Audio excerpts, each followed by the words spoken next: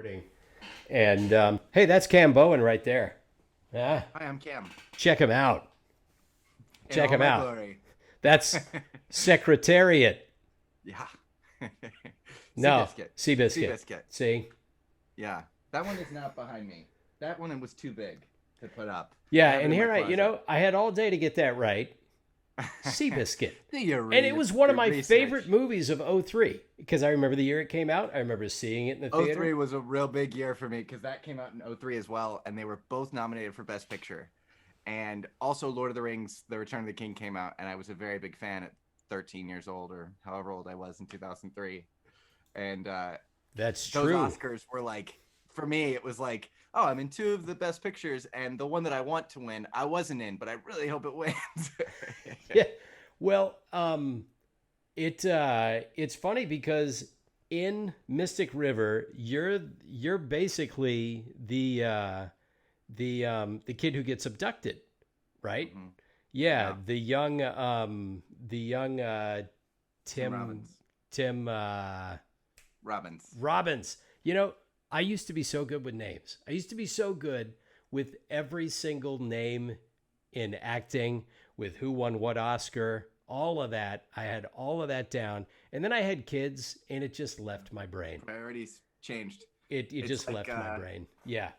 I used to when I was a kid. I used to go on IMDb and I would, go movie by movie, actor by actor, director by director, Yeah. and I could spend all like just so much time going through. And no one knew more about movies and actors than I did. But priorities change, Yeah. and then if you don't keep up with it, that muscle relaxes, It and does. I lost so much of it. Yeah, that real estate in your brain just gets, devoted to something else. And girls' phone numbers. When we Sure. called. See, that's I remember a day when you'd get a girl's number For and you'd sure. dial it and you'd call her and you'd There's talk to nothing her. worse than when you get an unwanted Zoom call, Yeah. and it's a girl that you like, and you're like, is my lighting right? Am I Is centered? we didn't do that Netflix and chill and sexting and all that craziness. No. Oh, It's so yeah. funny because like I'm 32, Okay. but because of the industry that we're in, I've stayed pretty immature. And so I feel like and I've also been in this industry forever. And so like I simultaneously feel like I'm 52 and I'm 12, you know? But I'll have you know, I am 51. hey, And when I wear socks and I walk across a hardwood floor, I still want to run and slide. And I still do sometimes. There's a certain amount of youth that you never want to let go of, no matter what business you're in, no matter what path you walk in life, because it keeps you curious, it keeps you yeah, excited, it keeps you enthusiastic to get out of bed every day yeah. and meet whatever the day has in store. Now, if you're in Hollywood, I've always used to say this about Hollywood. Hollywood is high school without the teachers.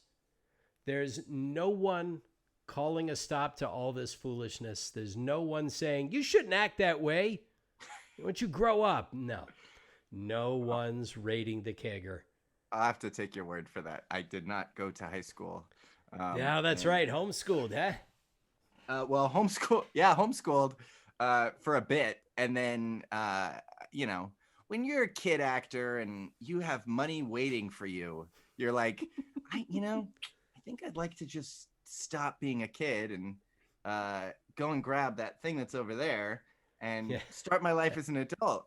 And my parents were like, well, I mean, you're still in high school. You can't. I'm like, oh, that's the thing that's so okay, cool. I'll just go and get my equivalency Yeah. test, and I did, and I moved to New York. I got emancipated. I moved to New York, and the rest is history. Yeah. Well, so you started doing that no school that we've Yeah. heard so much Well, the, about. the plan was to like really get into theater, and like I did for the most part. Like I went to singing coaches twice a week, and I was at Broadway Dance Center constantly. I never got any better as a dancer, and I took from a bunch of really cool acting coaches and acting classes and stuff, and that's sort of how I spent my college years in New York was or my late high school, early college years. Right. I sort of devoted it to that because I kind of felt like I already knew what I wanted to do, and I didn't really need to learn algebra 2. Yeah, you don't. Look, we're homeschooling our two kids. We were sending them to Wow. Montessori, which is a great school, but the pandemic hit, and my wife was sort of in charge of all the Zoom calls that they started putting us on in order to handle the workload of the remainder of the school year. Because as we all know, the lockdown happened in March. Yeah. So there's still 2-3 months left in the school year. So we did it via Zoom. And I'm busy doing my gigs. And so I couldn't help that much. And she said, this is so much work. It was so much easier when we just dropped them off. And she said, you know what? I'm spending more time teaching them than the teacher is, because she has to keep up with each kid individually. Yeah. And I'm there doing it. And we thought, okay, come September, we're homeschooling. And she set up, she basically filled out all the paperwork. We exist as an actual school. We have 2 students. And where do I sign up? we could, tuition will be reasonable, but we can take you on. Yeah. And so, I help out when I can, but luckily for me, work has continued. But yeah, we are taking this attitude towards school. Like, I have a college degree, and it's in journalism, radio, TV, and film, telecommunication arts, that kind of thing. And it's useful to have it in as far as the experience of college gave me more than the piece of paper that says I went, because I've never used that college degree to get a job. The experience of going off to college, discovering acting, discovering stand-up comedy, that was valuable. But I damn sure didn't have to tell anyone about Finnegan's Wake or topics in math, which was one of these easy classes that I took that I still managed to get only a C in. So much of it was a complete fucking waste of time. Though, I mean, there is something to be said for, as opposed to someone who goes to school for like engineering and then becomes an actor or becomes a comedian. Yeah. Go to school for journalism and, radio. But I'm sure that's helped you. I'm sure that you've made lots of money based off of what you learned in college. There is an understanding I have of how the industry works from the inside that perhaps many actors would not have, but I don't think it necessarily helped me land a gig, but it does help me understand the business itself. I remember talking to you about this at the office. We are, full disclosure, at the same agency, and we would have these chats while we're waiting to go in and read our copy pre-pandemic. And you're an actor who, I always admired this, is that you'd say, you know what, I'm acting right now. If I'm not acting, I'm working this job, because acting jobs come and go. I've been in the business long enough to know that. There are some actors who are lucky enough to not have to hit that plan B, but Lord knows I had plenty of waiting table jobs before I finally just managed to make it work. And your life is different. I mean, you got a family. Yeah. For me, it's a lot to do with schedule. Yeah. I like to have stuff to do. I like to have places where I'm accountable. Look, I could have a really good year and then have a really bad year. Yeah. In the industry. And I just know that that's always down the road. Plus, I don't do on camera. And so for a lot, in a lot of ways, I'm not really getting a ton of lottery tickets, Right. Every so often I'll hit a big voiceover commercial and that'll be big. But the majority of stuff, you got to put a bunch of stuff together to really it's a volume, good living. Yeah, voiceover is a volume business. But absolutely. What was it that steered you away from on camera? Were you just tired of it? I think a lot of young actors go through this, but I was extremely fortunate as a kid. I have 5 siblings, and my parents just picked up and we went on a vacation to New York when I was 7 years old, 7 years old, for 2 weeks. And we stayed in the Embassy Suites. And while we were there, my dad lied and said that we lived there, and we got a manager for that 2 weeks. And there's 6 of us, and 3 of my siblings booked Broadway shows while we were on vacation. So we stayed in the Embassy Suites for another 2 months while my dad went back and sold his business and moved all the stuff out of his house. Wow. And I never went back to Ohio. And I did it. I did it hard. My days when I was a kid were wake up, walk to school because we lived in this beautiful apartment in Midtown Manhattan, and my school was 5 blocks away. And I would walk to school, and then I would leave at lunch and go record an animated show. And then I wouldn't go back because I went to a performing arts school. And so it was a public school, but it was performing arts. And so everything after lunch, they sort of made as like an elective. All the actual stuff was before lunch. And then I'd have, 10 auditions a day and maybe some bookings. And then at night I would do the show, unless it was a Wednesday. In which case I would leave at lunch to go do the show and then not come back. And I did that for so long. And then I came out here in 2002. And I worked. I mean, I continued to work, but it was different. The flow was different, And I was going to a regular school. I was going to a regular middle school. And then, that didn't really work out because every time I wasn't there, I was getting failed. And so then I started doing like the independent study, the homeschooling type deal, but with a teacher, not my parents. And then when I moved to New York again, when I was 17 or 18, I tried to refocus and say, like, what do I love about this? Why is this not making me happy? And so I got back into theater. I continued to do voiceovers. I still did on camera, but it was more of like my day job, And so when I moved back out here from New York, I was like, look, I'm still going to do it if they offer it to me, but I'm not going to pursue it hardcore the way that I was because A, I'm not going to work if I'm pursuing it hardcore and I'm not enjoying it. Right. And B, I'm not going to put in good work if I'm not enjoying it. And C, the nice thing about voiceover is like you can book something that physically you are completely wrong for.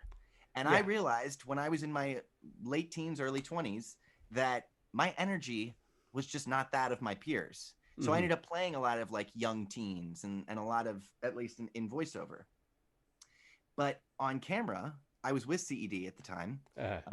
And my agent at the time, was still sending me out for like the good looking young guy. And like, I just I didn't enjoy the process. Right. And so I've continued to work a little bit just based off of people I've worked with previously. But I don't really audition. I don't, unless I really get hit up by somebody and they're like, we really need you to audition for this. They're like, okay. Yeah. But I just sort of had to prioritize my happiness at some point where like the rat race was getting to me. Yeah. And my son, I mean, technically both of my kids are sort of in the business. My daughter auditions for voice acting things. She hasn't gotten anything yet, but she's only 7. And it's very rare that she even gets something that she wants to do because, they'll send the auditions, but the kids don't always want to do them. And, and my son is 9. He's been in the union since he was 6. Oh, he's killing it. Yeah, he's crushing it. He's doing great. And even then, sometimes he gets a little burned out. And I'll say, okay, we won't do this audition. And I've even told the agency, I've said, I just want you guys to know we're not ignoring you. It's just that some of these the kids don't have time to do. And sometimes they're burned out. And they said, we understand.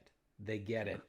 Because I don't want, like, I've had him audition for at most 4 or 5 on-camera things. And it's because they were really worth having him do it because it would have been something really fun for him. Or he would work with this really big name if he were to book it. But otherwise, because my wife would ask me, I don't know, this could be a big thing for him. And I said, at the time, he's 8. It doesn't matter. What matters is adult him still loving this. Because that does change. I mean, it changed for voiceover too, where like, and I kind of had to take a look at that. When you're a kid, you're doing it because you love it. And like I said, I had such a great support system that allowed me to do it for no other reason than I loved it. Yeah. And that was a real motivator because they always told me, if you want to do it, you gotta act right or else they won't let you do it. Right. And if you don't want to do it, great. That's fine. Yeah. That's so great. Yeah.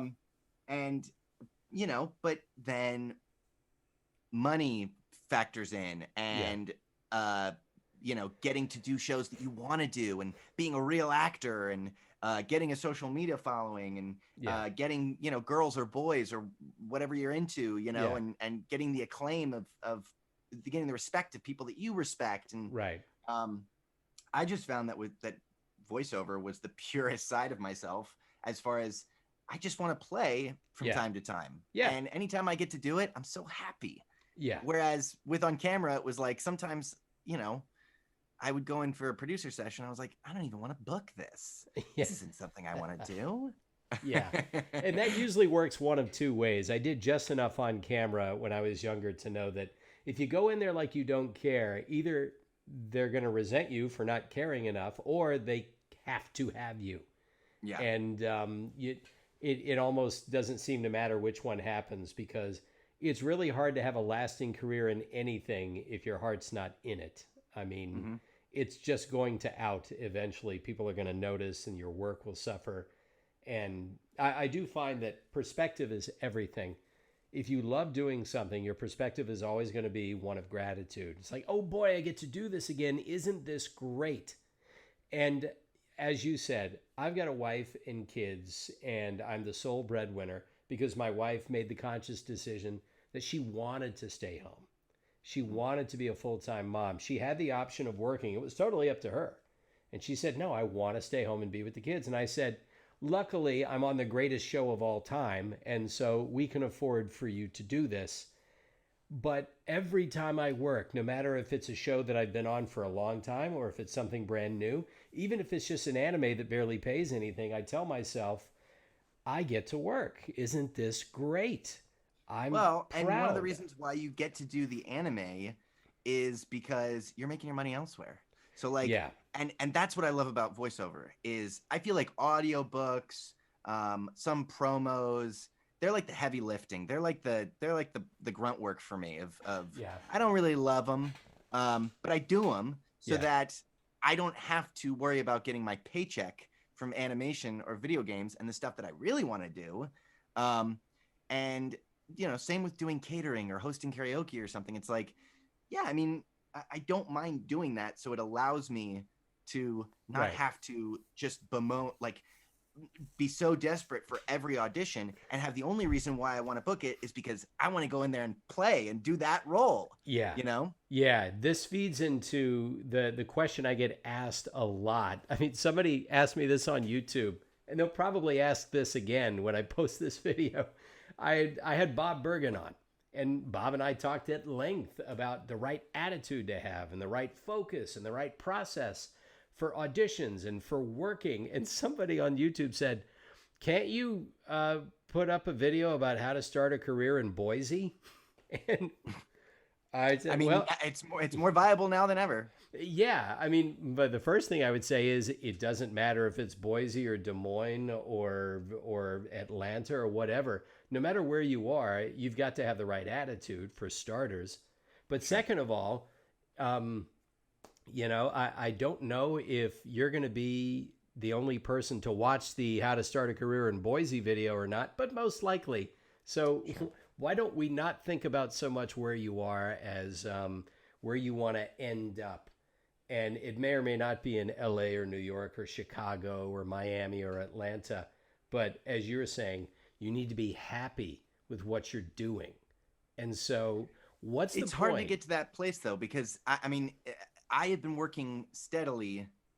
What year is this? 2020. So 2020. Almost 2021. Since 1996. And, like, I've been fortunate enough to pretty much work extremely steadily that entire time. There's been highs and lows, but I've been very fortunate that I have kept a career going. Since 96? Yeah, I mean, a lot of that was as a child, so I can't really take much credit for it. But well, sure you can. It was you. Some of the stuff I know, but some of the stuff that I did still pays, and so it's like that helps too. And by that I mean, like, when you don't have that, when you're starting out at 30 years old in Boise, it does feel like it's an impossible dream to get going. But nowadays, there's so many ways that you can get into it, and there's more people willing to discover talent than ever.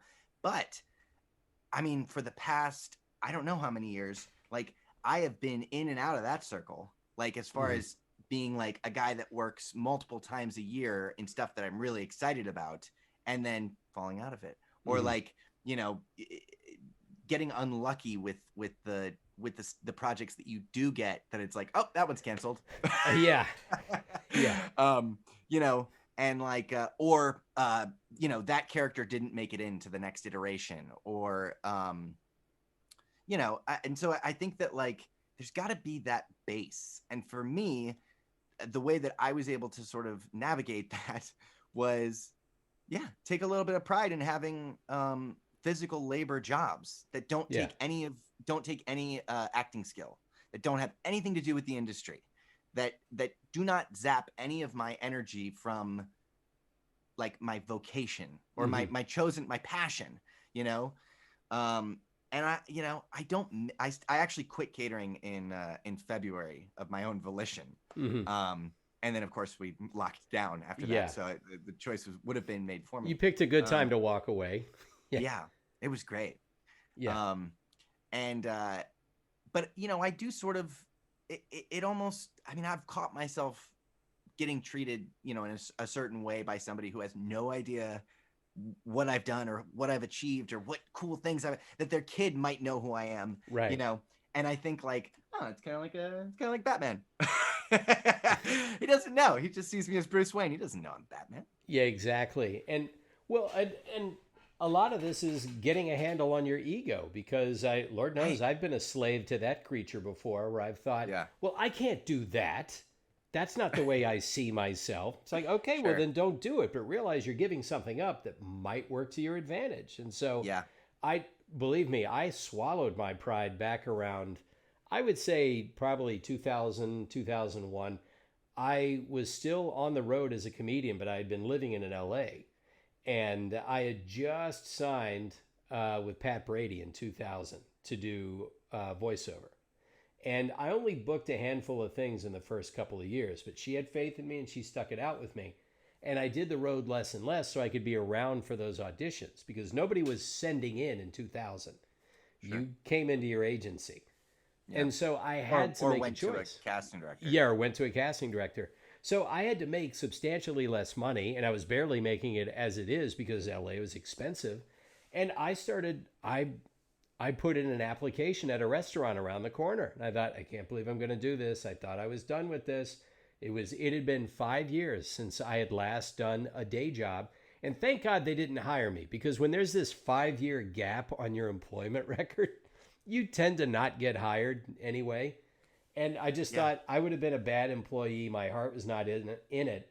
And I stuck it out. But I remember going to a temp agency and taking a typing test to see how many words per minute I could hunt and peck, just in case I got a job, a day job as like a data processor. And I thought, thank God they're never going to hire me for this, because this would have crushed my soul. Oh, yeah. Yeah. I mean, that's the one thing for me is like, you know, no matter what I end up doing with my life or in the workforce, I've always known that like there's got to be like a two extremes almost, where it's like I get to do exactly what I want to do, and so over here I don't want any of that involved.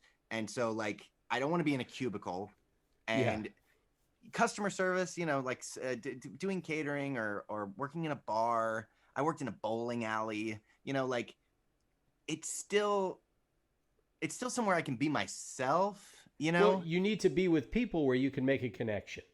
Yeah. Yeah. Yeah. I mean, because you're going to be good at that. Most actors, not all, there are some real misanthropes out there that are brilliant actors. But as soon as you say cut, they shut down. Yeah. But yeah, most actors, they excel when you put them in a social situation. Sure. And even if inside they've got anxiety about it, they have just developed this skill set where they know how to reach out and make a connection with whoever's in front of them. And yeah, those were the jobs I did best were, and even then I was never a good employee anywhere I worked. My head was always in performing, but wherever I got to be most myself, yes. Were you a good student in school? I was a pretty good student because I took pride in at least getting a certain grade, because I knew that I was smart enough. But if it was a subject I didn't like, man, it was a slog. Yeah. Because my attention would drift immediately, and it was a fight. So I was mainly a good student because I became conscientious about just doing things on time and handing them in and all of that jazz. But if I decided I didn't like a topic, it was gonna be hard. It was gonna be hard. So in college, as soon as they let you start to choose your own curriculum, I noticed that I was choosing classes that were all noon or later, so I could sleep in, and I would choose, the path of least resistance, because by the time I was a senior in college, I knew it was going to be show business for me. I knew that I was probably not going to get into journalism. I was going to go into stand-up and then get into acting. And so I thought, let me just get this degree and get the hell out of here. So whatever I need to do, let's do it so I can get out there and get gigs. So yeah, I mean, I don't know what life would be like if I didn't have this, if I didn't like this. Yeah. Because the idea of doing anything else seems so foreign to me, and I've struggled with that, like, oh, this is the only thing I'm good at, and oh, this is the only thing I know how to do. But I've also realized that, like, it's such a gift, because I every so often I get to do the thing that makes me happy, like nothing else does, right. And even if I'm not being paid, like, there'll be some auditions that I do where I'm like, oh God, that was a blast. Yeah. I've noticed nothing that. Since March, nothing since doing it in my closet, but well, that's because you were telling me this before we started. You like to go into the office. You like to be directed. That's your process. You need another ear in there helping you to make a judgment. And in my case, I enjoy being directed. I don't want to have to hit the red button and then become self-conscious. Yeah. But if that means I don't have to get in the car, and that means I can be around to help out with the kids, I'm going to choose here. I'm going to choose my booth here and do it that way. But yeah, I'm pretty sure that I would probably book a little bit more if I went in and had somebody say, why don't you try that one more time, but do it more like this? Because I've heard the other people coming in today, and this is going to set you apart. See, I don't get that advantage if I'm doing it at home. Yeah. So that the person doing it from home, the person in Boise, the person who is across the country, who is submitting things to a non-union booking site, who is going to have to find their own way, you do have to become a good director of yourself. And that's hard. It's so brutal, because it's not a quick process, especially because as creative people, I think we are self-deprecating at our core, because it's either a defense mechanism that you honed at a young age, or it just does go hand in hand with performance. But man, especially, like, I forgot how to do it entirely at the beginning of this whole process before I built this, whatever I got. I forgot what I used to do, what my process was when I used to record from home.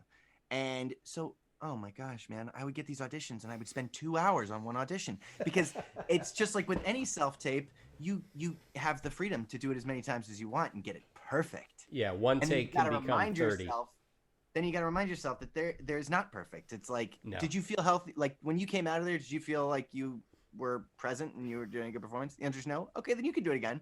But, like, I would do it. I'd come out. I'd splice together different takes. And then listen to it and be like, oh, this sounds like a Frankenstein take. Yeah.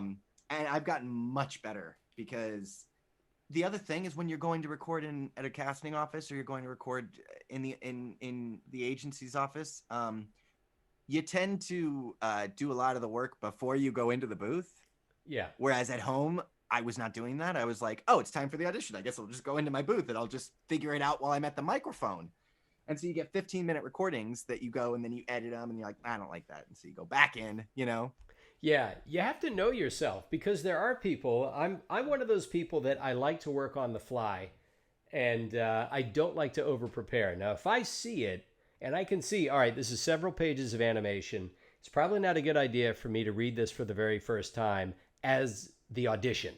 Yeah. So let me take a look at it. But for the most part, if it's commercial copy, or if it's a shorter audition, I will grip it and rip it. And this, I believe, there are probably 3 reasons for this, and they probably all factor in. 1, I think I'm a little bit lazy, and I just say, I don't care, I'm just going to do it this way. 2, 10 years as a stand-up comic, and, doing 1,000 shows over that time, You're comfortable off the cuff. Yeah, you just learn to trust your instincts as a performer. And 3, I believe I have an innate ability to read and understand very quickly. I'm a very good reader. I was always a very good reader as a kid, so I can see that copy.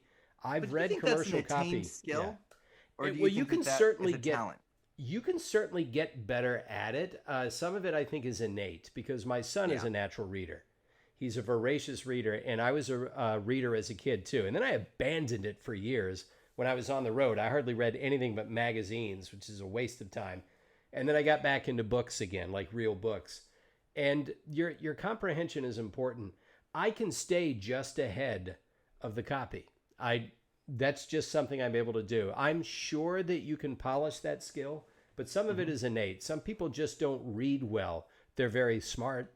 They're very bright and intuitive, but they just don't visualize the words as well as some other people do. So they need time. You know, you see it at auditions. Or there's an exhaustion factor too, I think. Like if I am running up to the mic, if it's for like a Disney Channel promo or something like that, and it's like it's 3 pages long or something, and I'll get that first paragraph. Great. It's like, I can next up on Disney, and then by the end of it, I'm like, I can't, my mouth can't keep up with my brain, That is true. That is something that I am not one of the people that can keep that level up. If it's a promo, and first of all, I don't do much promo to begin with. Sure. So that's a different skill set.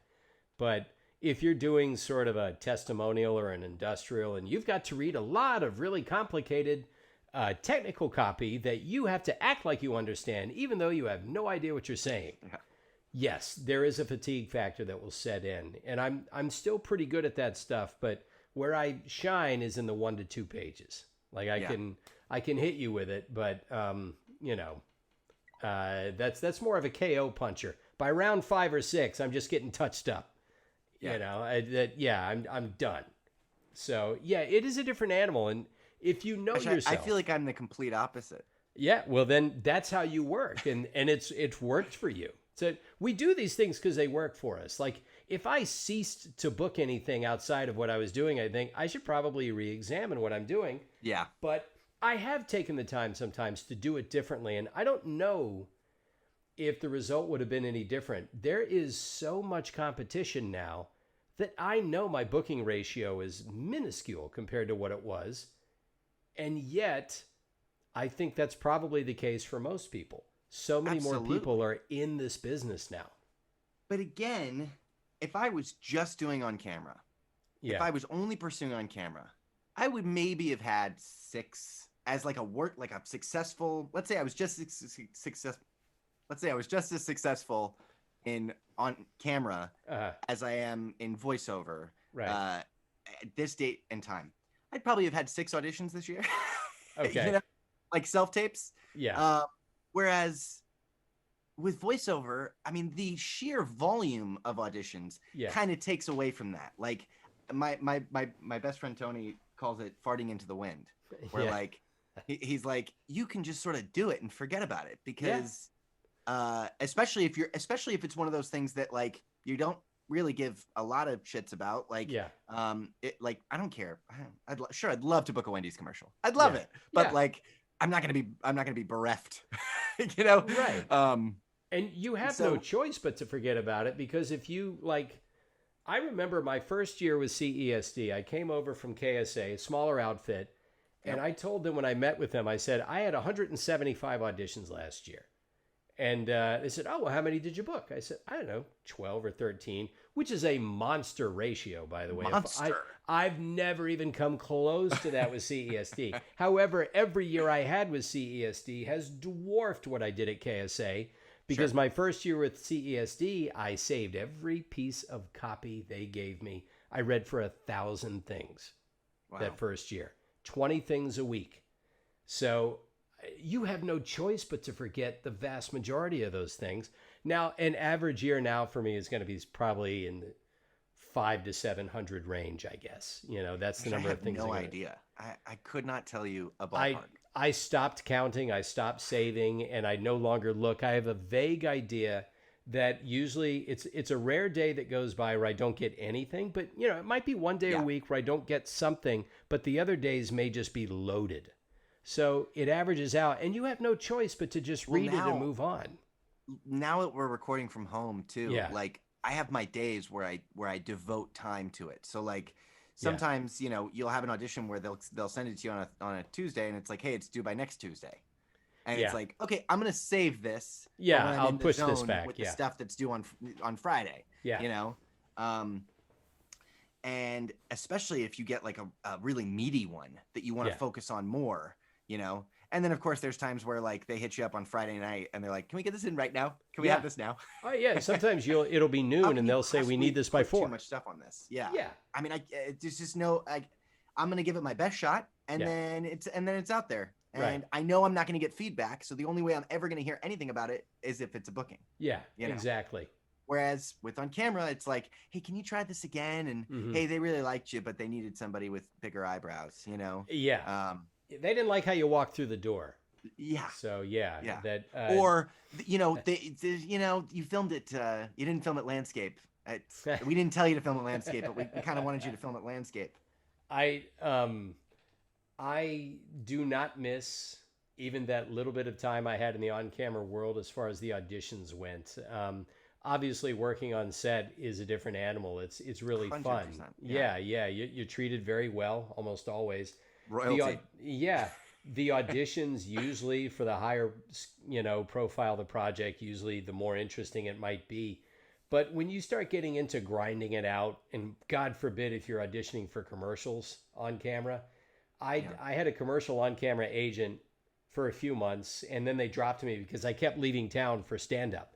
And I was not broken up at all that they dropped me. They said, "You're just never here." I said, "That's cool," because the last audition I went to... That's accurate. Yeah, that's accurate. Yeah, fair enough. Fair appraisal.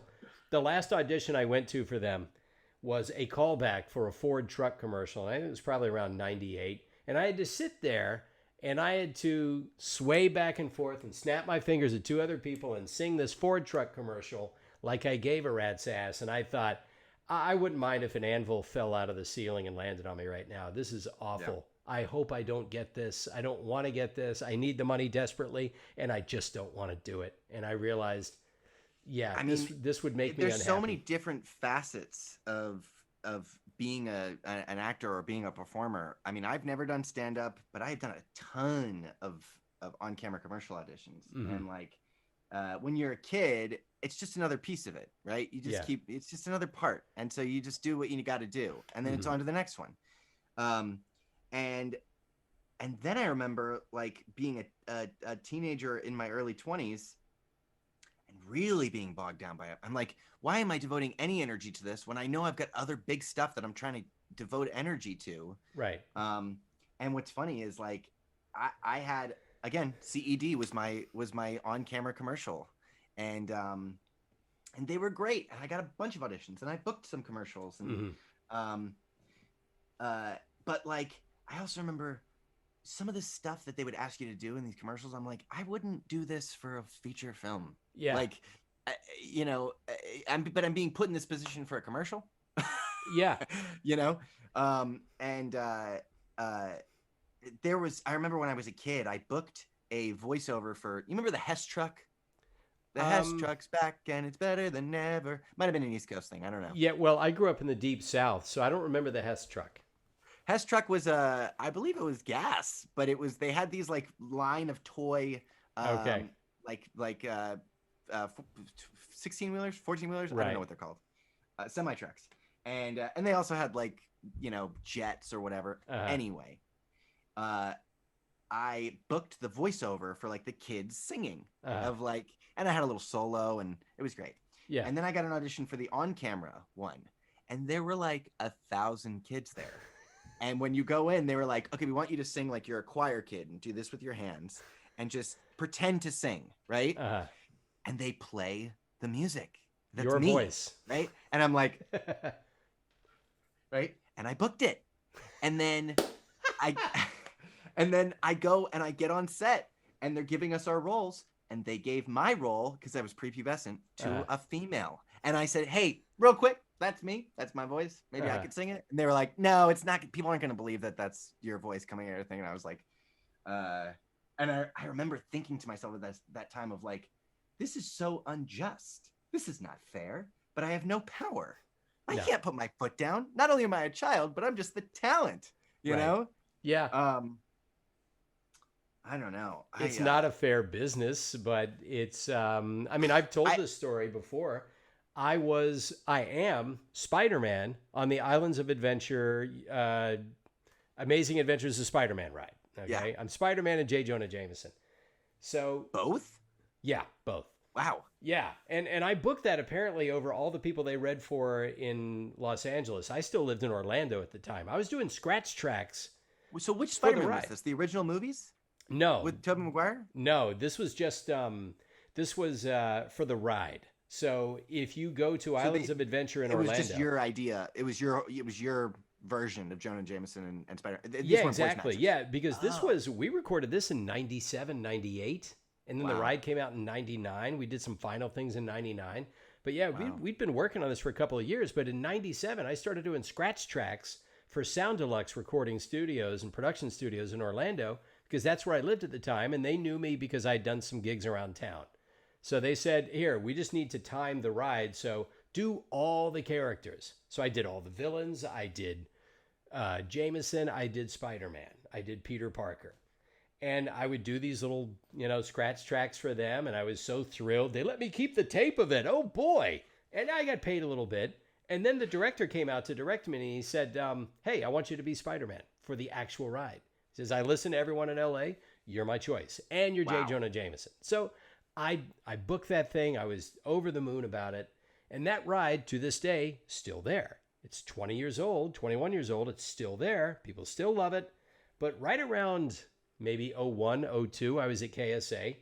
And I had been living in LA for a little bit of time. And this piece of copy came through. And it was an audition for a TV commercial for Islands of Adventure theme park in Orlando. And here's one of the characters from one of the rides saying, hey, come on and try the ride. And here's another one. So these characters from the different rides were all talking to the camera about Islands of Adventure. And one of them was Spider-Man. And I looked up from the copy and I told the engineer, I said, can we just tell them that I am Spider-Man? If they're looking for the voice of Spider-Man from the ride, I am. So they can stop the search. You found me. And he said, yeah, they know that. They want you to read for it anyway. Yeah. And so I read for it, and I did not get it. So I thought, but it's me, the character that's on the ride that's talking to you, that's me. Don't you want me to do me? No, they gave it to somebody else.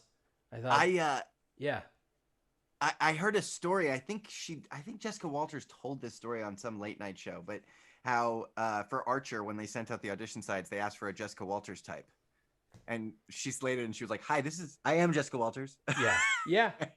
This was David Hasselhoff has like the story about that. He said, after Knight Rider ended, nobody would hire me for anything. And I was basically, not working at all. And I saw in the breakdowns, they wanted a David Hasselhoff type. And I showed up and they said, no, we don't want you. We want a David Hasselhoff type. And he thought, well, I have hit the bottom. Yeah. I can't go any lower. I can't even be myself because nobody wants me. So a separate story that's sort of connected and it's quick is I booked an episode of Oliver Bean when I was a kid, and I was playing a quartet, somebody in a quartet, and they had the lines, but for the audition they didn't have any music, and so we just sort of made up a song, right? And they got me with 4 other kids, and we just made up a song and we sang it for the thing, and then we booked it, all 4 of us, and they were like, just do the song that you did in the audition, right? And no one ever rehearsed it with us, and then we get on the set, and then they try to like teach us this dance, and it ended up horrible, like just sounded horrible, looked horrible. So then like a couple of weeks later, I'm in a loop group and we are looping this episode, and I redid all of the singing for it, and the I forget who it was.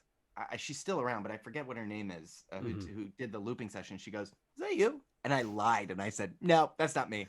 That's not me."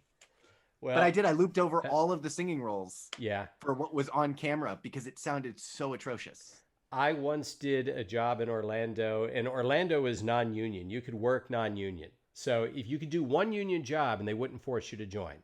So your first union job could be anything. In my case, it was Sequest. That was the show that everybody read for to get your under 5 line part so you could get SAG eligible. And then you wouldn't join because there's too much non-union work.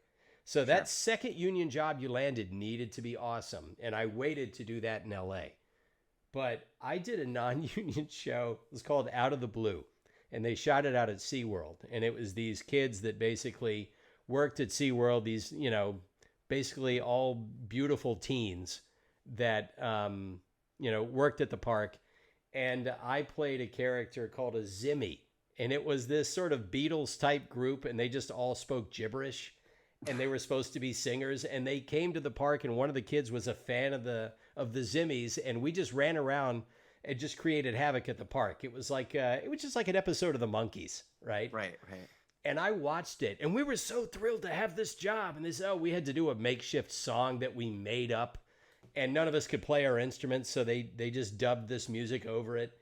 And then when I saw the episode, remember, this is me in Orlando in 1995. I was barely working acting wise. I'd done a little bit of stuff. So anything you could get to be part of your demo reel, you would save it. Yeah. I watched the show, I recorded it, and then I immediately taped over it. Yeah. I said, no one must ever see this. No one must ever see this. And I defy anyone to find that episode. I do not think it exists. So, I mean, there's never been anything. I feel like regardless of how I feel about it, I get a kick out of hearing or seeing myself in anything. yeah. And no one has watched my stuff that I've been in more than I have. Yeah. I've watched it over and over. I'm my biggest fan, even if I'm not enjoying what I'm watching. The magic of hearing myself coming out of the television or seeing myself on screen still gets me. It kills me that the majority of the work that I have is nowhere. Like, Really? you cannot find a performance that I did on Broadway. You can't find. Yeah, because they don't let you film their performances as part of the audience. Yeah, but they do. They're on there now for stuff that's been there in the past 10 years. None of I did this show when I was I was on Blue's Clues when I was a kid, and I was on another show called A Little Curious, and A Little Curious still airs every day on HBO Family. There's not a toy or if you look up A Little Curious on the internet, no pictures come up. It's still on television. I don't understand. There's no footage. There's no and that's true with literally everything I did up until 6 years ago. I can't find any of it. Really? And it bums me out. I want to hear some of it. I want to see it. I'll look through stuff and I'm like, I mean, obviously, any feature film I did is out there. But I mean,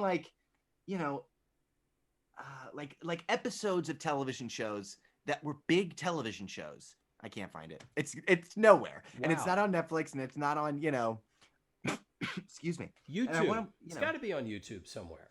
I did 3 episodes of SNL when I was a kid, and of the 25th season. And this was back in the days where they used to have guest stars. It wasn't just the host, and it wasn't just now all the guest stars are played by the cast members that are featuring, Yeah. Like the one-liners. Mm-hmm. And, but in 1999 or 2000 or whenever I did it, you would have 8 to 10 lines, mm-hmm. And I did one with Tobey Maguire. Okay. That was a Simmer. Do you remember the Simmer Down Now sketch with Sherry O'Terry? Vaguely. Yeah. Okay. Vaguely. So it was one of those. And then I did one with Jennifer Aniston and Daryl Hammond, where the entire premise of the skit was that their kid doesn't like Pokemon, but they do, and they really want him to like Pokemon, and he's trading away his cards or whatever. And it was literally the 3 of us. We all had the same amount of lines. It was and it's gone. I have no idea where it is. I cannot find it. It's not on. It's not on any YouTube or Netflix or anything like that with like previous seasons. It'll turn up. Me out.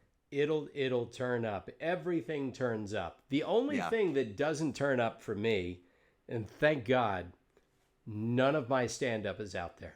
None of it. Really? Yeah, there's one clip of me doing something at the Improv maybe 15 years ago, 12 or 13 years ago for, I think Verizon or Sprint just did, hey, we're going to start showing comedy on our phones. And whoever was out there that night for the showcase, you know, they would do like a clip. And they took one bit that I did and they put that on there. And I guess if you hunt for it, somewhere you might find that maybe 1 or 2 minute clip of me doing stand-up.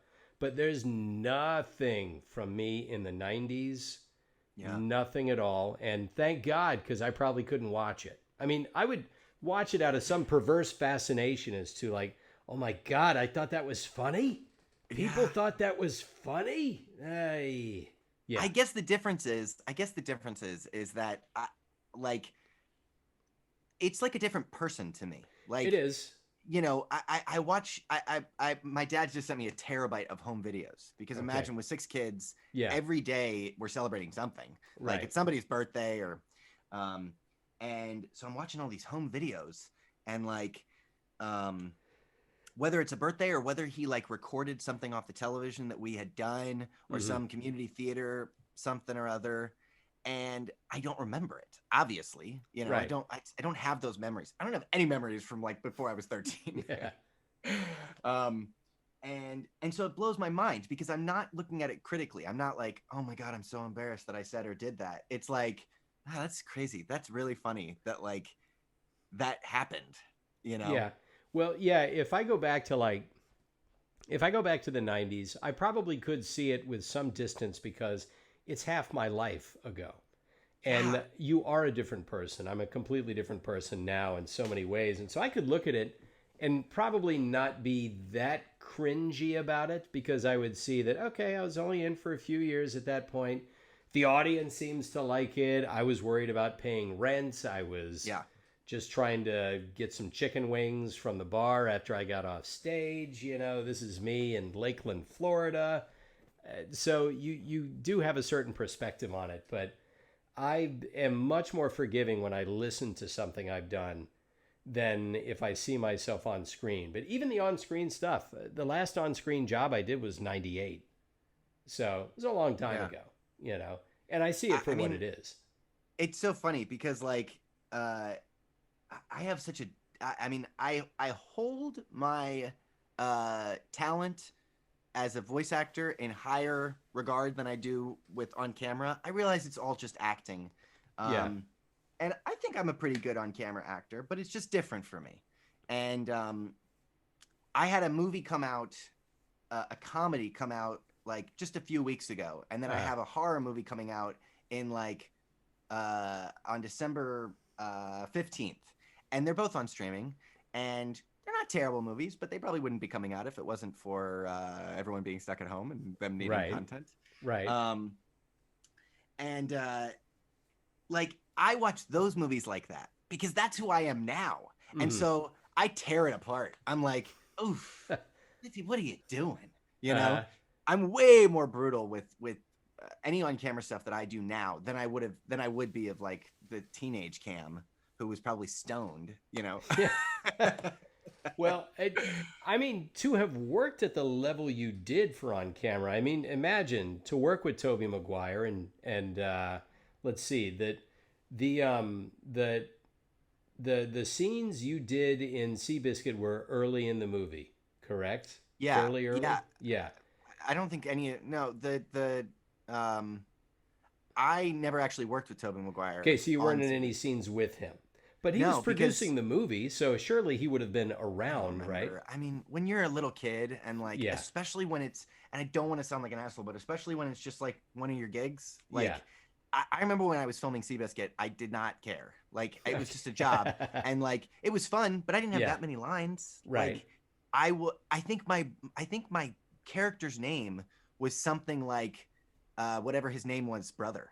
Okay. Like, I don't even think I had a name, and so like. yeah, it was a very fun experience, and I do remember like being there and being in the the honey wagon and getting to be on Right. set, but I was not starstruck, and I know Michael Angarano was in the scene, but he was another kid actor, like Hmm. you know.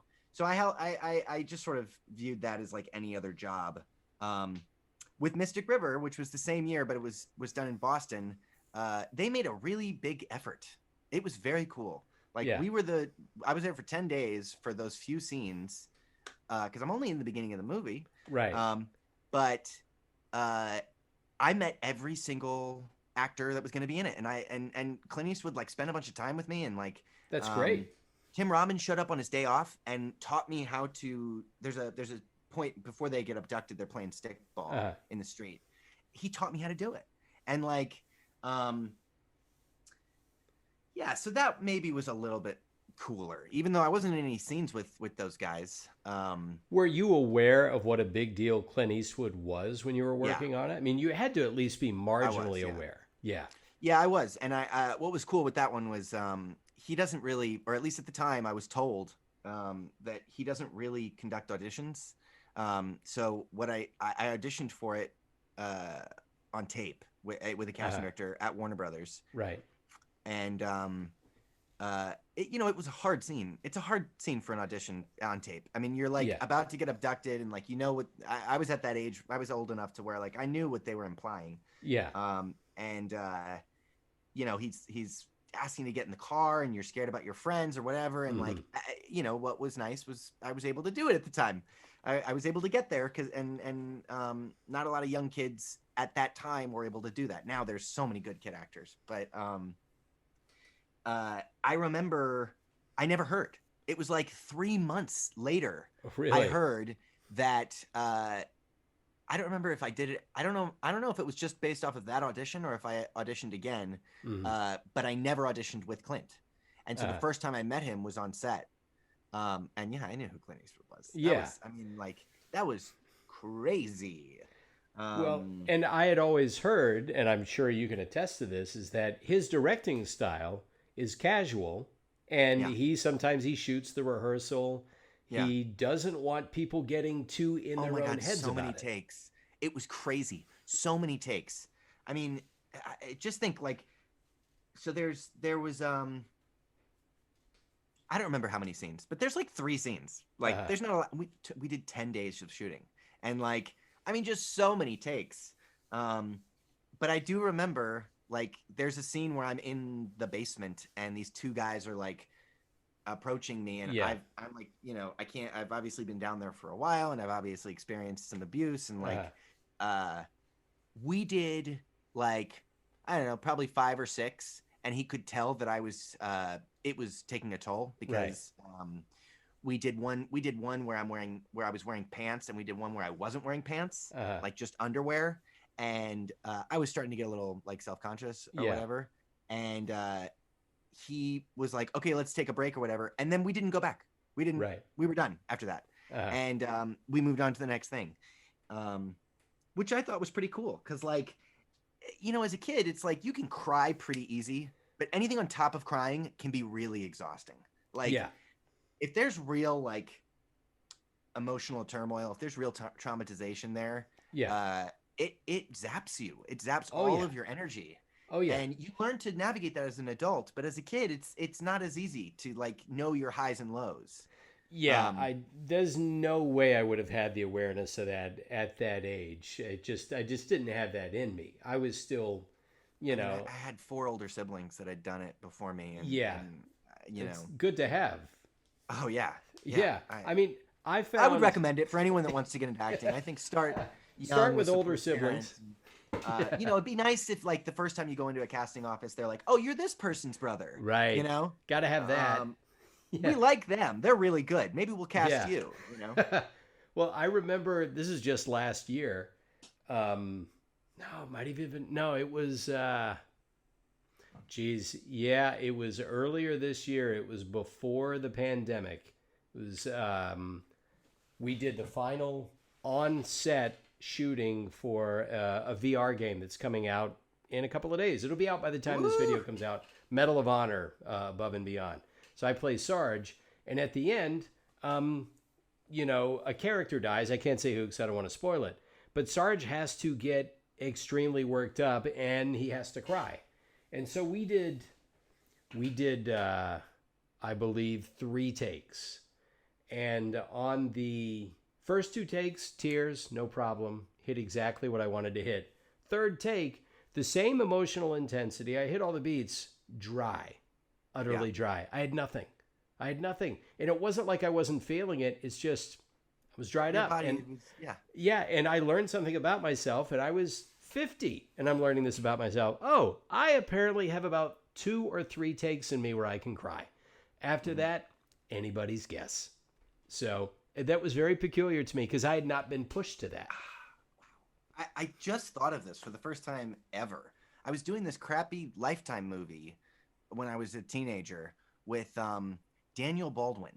Okay. And, I knew it was crappy. And like, I think it was called Dynamite. It was called Dynamite, but then it became Family Under Siege because it was going to be on Lifetime. And so they had to name it some Lifetimey name, right? Somebody has to be in peril.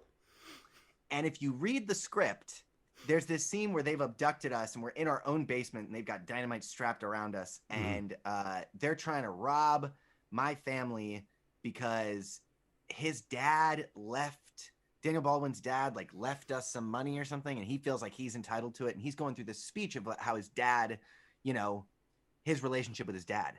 Daniel Baldwin is going for it. He's getting the emotion, whatever. And you hear, cut, sorry, we got to check the gate or whatever. And he lost his mind. And I did not get it at the time. I mean, I didn't get it up until we just started talking just now because I did not get that he was there. And he did not like being cut off in the middle of the scene, knowing now it's a trash take, not knowing if he could get back there again. Right. Because he'd already went there.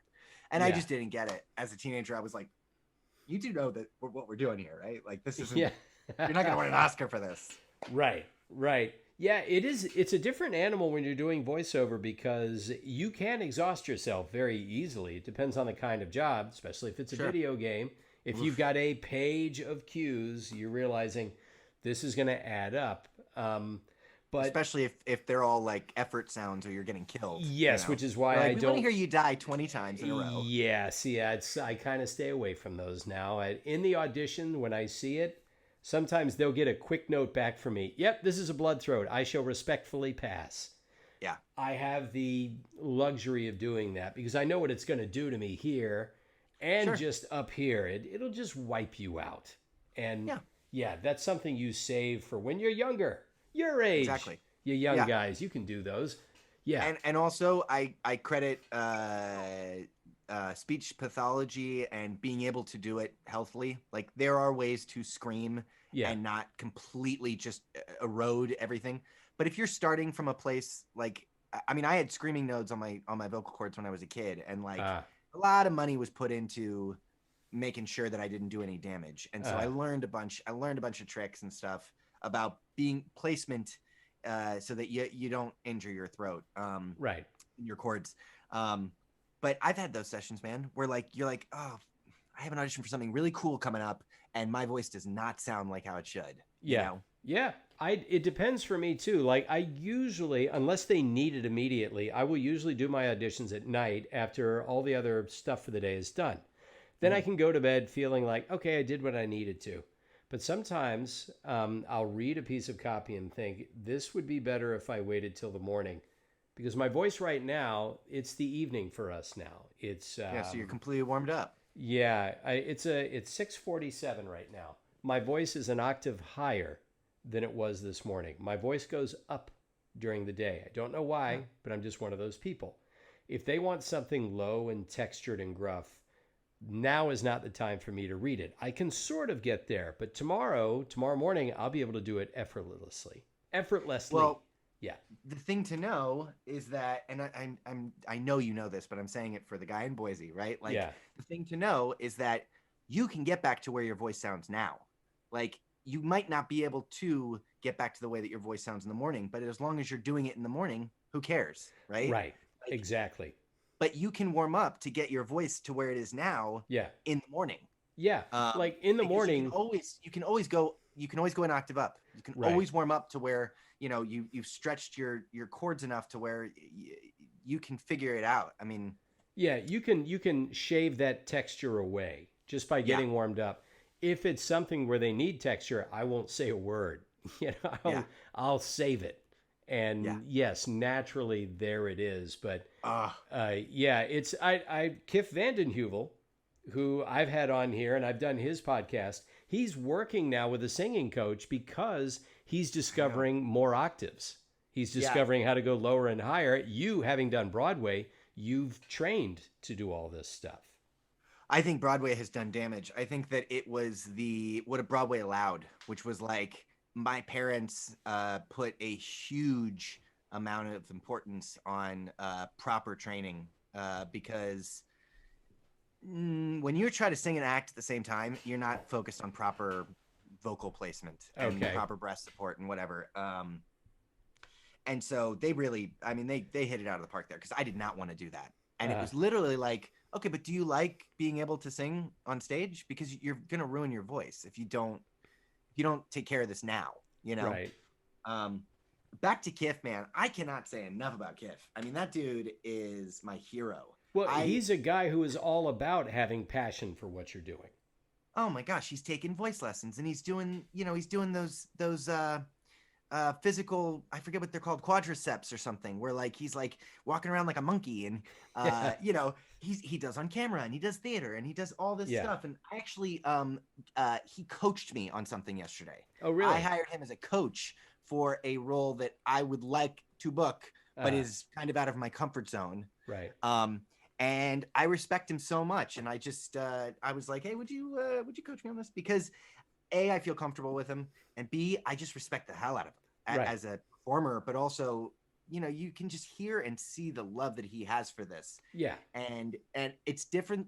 It's different than mine because he has a family just like you, where it's like, yeah, it would be great to only worry about this for just having fun, but he's also got to work. And so he Yeah. does everything he needs to do. He does the, you know, whatever job he wants to do, whatever he's going to do the singing lessons, he's going to do the quadrifit because he just wants to make himself as full as possible.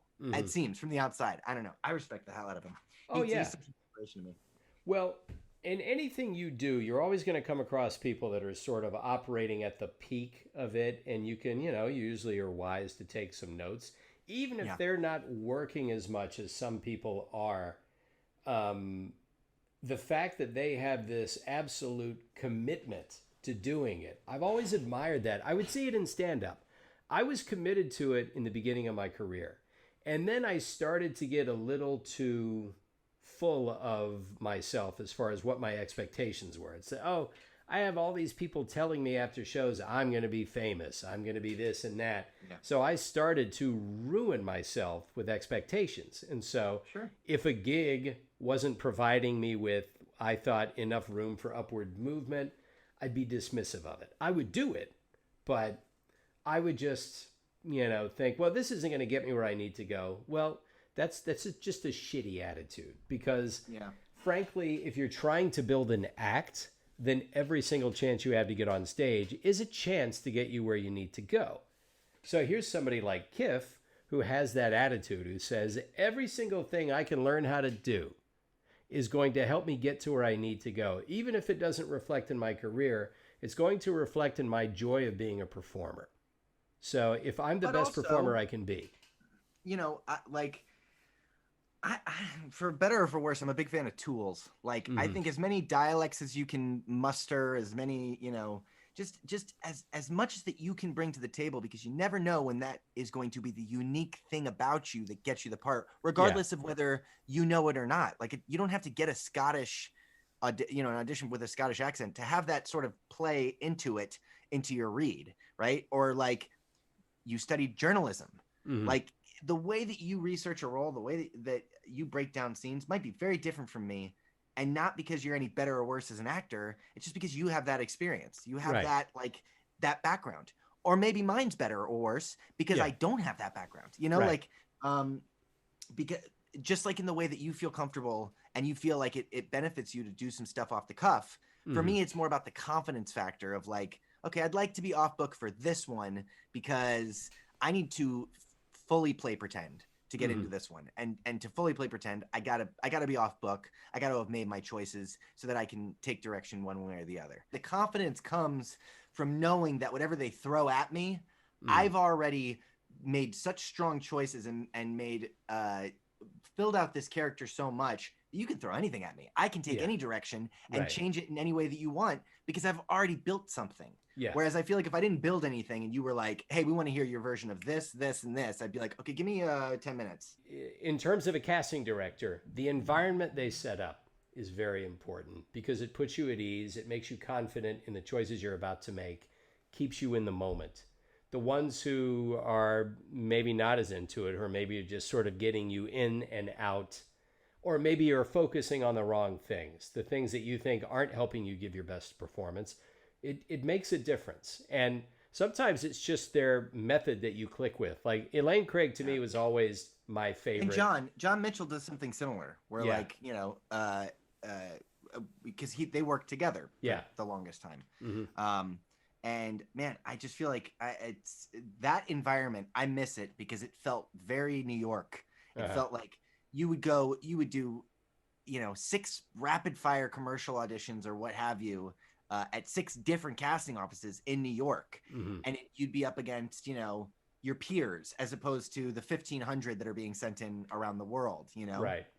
Yeah. And you'd be acting with another actor. And usually they would only call you in if they thought you could book it. As opposed to like, you know, we're just going to cast a super wide net. Yeah. And it's definitely a shift. I mean, it's like, I look, I love getting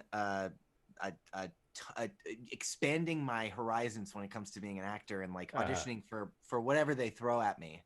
But it did used to be different where it was like the cast directors knew you and they brought you in for the stuff that they thought you would be best suited for. Right. You know? Yeah. And I think technology drives more things than we realize. Technology to me is driving the way news is disseminated and presented because of how people connect with information on their phones. And so they have to change how it's delivered to you and what information they leave in, what information they take out because they're thinking about clicks when it comes to voice acting. Because we're not going into studios now, because a lot of the buyers, a lot of the big ad agencies are going outside of the union to find talent from anywhere in the world they can find them. Sure. It's changing the way we audition for things. And now, because you have the ability to start a Twitch stream like I have, or a YouTube channel and put content on there, you might say to yourself, okay, if I can't get them to notice me one way, I can get someone to notice me another way. I do these things recreationally. I'm not trying to make a bunch of money out of them. It'd be nice if I did, but it's not a big deal. I do it because I'm connecting with people who are watching. And with YouTube, I get to create things and put them up there. It's fun. Yeah. But and you have some control. yeah, you do. Yeah, you do have some control on what you put up there. But I've seen a lot of young voice actors who have decided that, well, if I can't book a job through the normal route of auditioning for things, I'm going to put everything I can do up on YouTube, and I'm going to create all these reels, and I'm going to create all these videos of whatever it is I can do. And I figure, okay, do it. I mean, there is a professional technique that you should probably learn so you just don't come off as a little too raw or unpolished, you know. But at least there's some power put in the hands of the artist, the actor, to be able to, okay, create your own stuff, get it out there. If this business has changed so much that people who might normally have gotten a way in are being shut out, okay, you're going to have to create it yourself. And it's challenging because you can even remember a time when if you wanted something to be seen by other people and you wanted to make it yourself, you had to go out and rent the equipment and do it with your friends. And now with basically an iPhone and some any phone, basic editing software, you can make something happen. Sure. Yeah. It's so funny. Like because I resist a lot of this. I don't have a YouTube and I don't have, I literally just got a TikTok like 2 days ago. I don't have a TikTok. I wanted to use the duet feature. Because we were doing the 20th year anniversary for a musical that I did. Okay. And I was like 10 years old. And the guy who played the lead in it did a TikTok where he was singing just his portion of one of the main songs from the show with my character. And he was like, "Hey, anybody duet me?" So I was like, "Cool, I'm going to download this. I'm going to duet him as a, pudgy 32-year-old." And like, and so I did that. And then I was watching something on NBC, maybe a football game or something. And I saw a commercial for on Thursday, they're doing like Broadway is Back night, where all these people from Broadway are performing. And they're like, with stars like this person and this person that and they're like, and TikTok singers. And I was like, what? Broadway night with TikTok singers? And it's true, man. Like people, it's not just American Idol. It's not just like, there used to be ways to get into this industry if you really wanted to like play the lottery. But now there's so many talented people all over the place. Yeah. And the cream is rising a little bit. And so I kind of agree with you. I think that like, if you're not getting the opportunities that you want, and you want to make an internet video, or you want to get on TikTok and do something. Did you see that they're doing like a Ratatouille musical on TikTok where they're writing it from scratch and it's completely crowdsourced? No, I didn't see that. That's amazing. Oh my gosh, they've written this beautiful musical, and you got celebrities that are doing TikToks trying to audition for this crowdsourced musical that's being made by teenagers on TikTok. Wow. It's crazy. It's going to take a while to sort itself out. Sure. Maybe it'll never sort itself out. Maybe everything has been sort of thrown wide open and you're not going to get the horses back in the barn again. Obviously, you'll have major studio productions because there's always going to be the tip of the spear as far as the best writing, the best actors, the biggest stars, the best special effects, obviously. Aaron Sorkin ain't doing no Instagram story. Probably not. And if it is, it's going to be a lot longer. His dialogue needs room to breathe. So it's going to be longer, but he's going to fit a lot of words in there. Yeah, he sure is. But I mean, there's also, I've always said, you don't have to pay a lot of money for good acting and good writing. That just comes from somebody who has the talent for it, who has worked with it, and you can do something that is at least acceptable technically now with the information we have, with the tech we have. My brother is a graphic designer and animator. He lives in Texas. He has shown me what he's been able to buy for about $50 with an animation suite for his computer. The things he can do compared to what you had to have an entire crew for 20 years ago are amazing. And so I can do a voice. He can animate it. It can look like it is something that could be on TV already. And this takes us an afternoon, at least to do a couple of seconds. Crazy. So, yeah, I like having that much ability to create something. And yet we still need that upper echelon of the business. Of course, yeah. Creatively, it may not lead the way like it used to, but technically, professionally, I think it's still a good guide to have. I think it's important, at least, that people take advantage of these platforms that are out there. I mean, I sort of looked at them from a distance for a while. I thought, YouTube, yeah, that seems kind of fun. And I used it as a dumping ground for all these clips of jobs I had done, gigs and shows and things.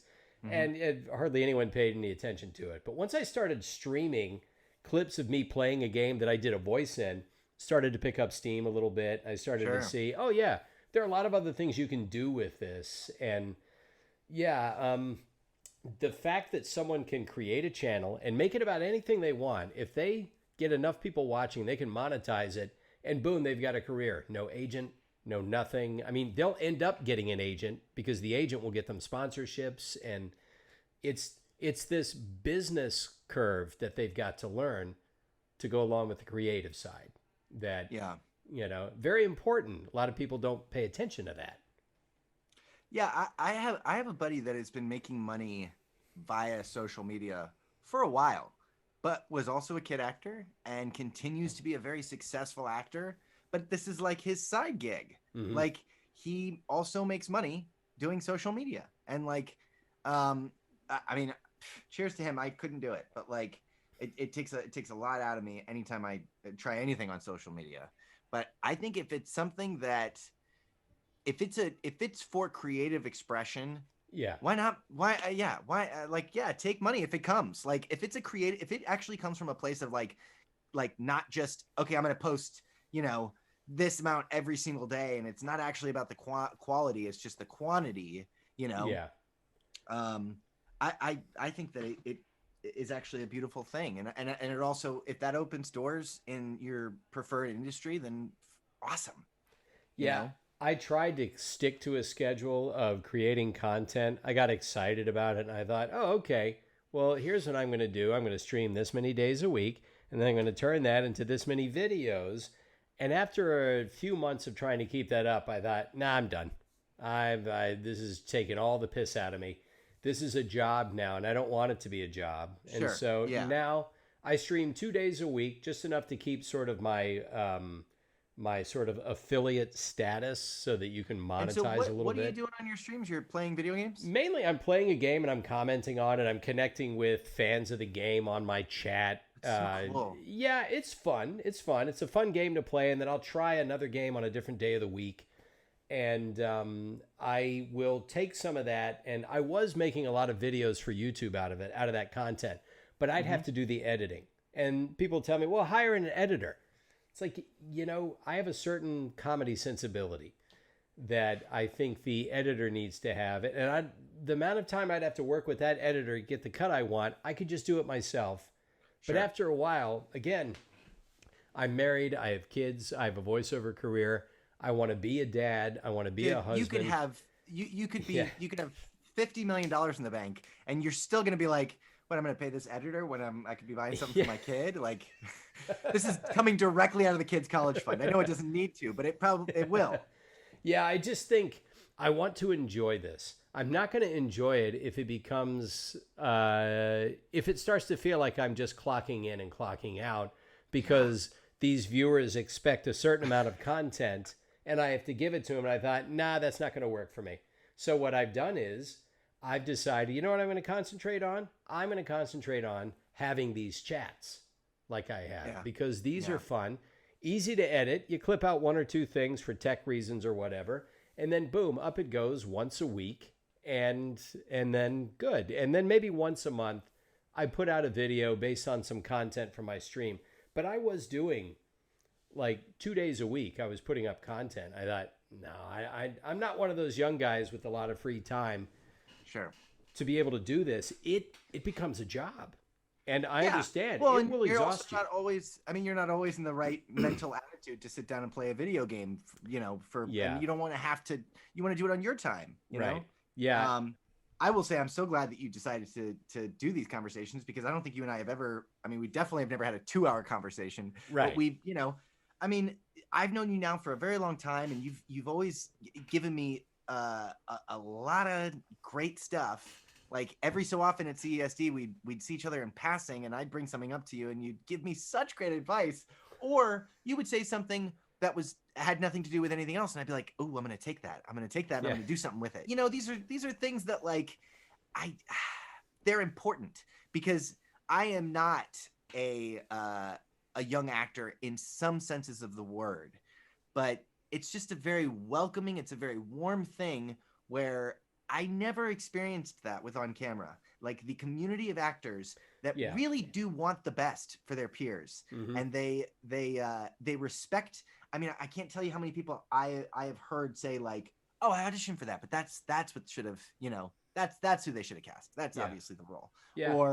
Or when they don't book something, they think, I would have liked to play around with those people, the other people that booked it, but they got the guy that was right for it. And that's just not the case when you're in a waiting room where you could book something that could pay your rent, you know, and so, it's cool that we got to talk all this time because I really do, hold you in high regard. And I really appreciate all the friendship that you've given me over the years, even if a lot of it has taken place in the CESD waiting room. But no, I feel the same way because I see where you're coming from. And I realize too, I remember telling you, say, dude, you're what, 30? You're 31? Let me tell you where I was at 30, 31. I was steeped in debt.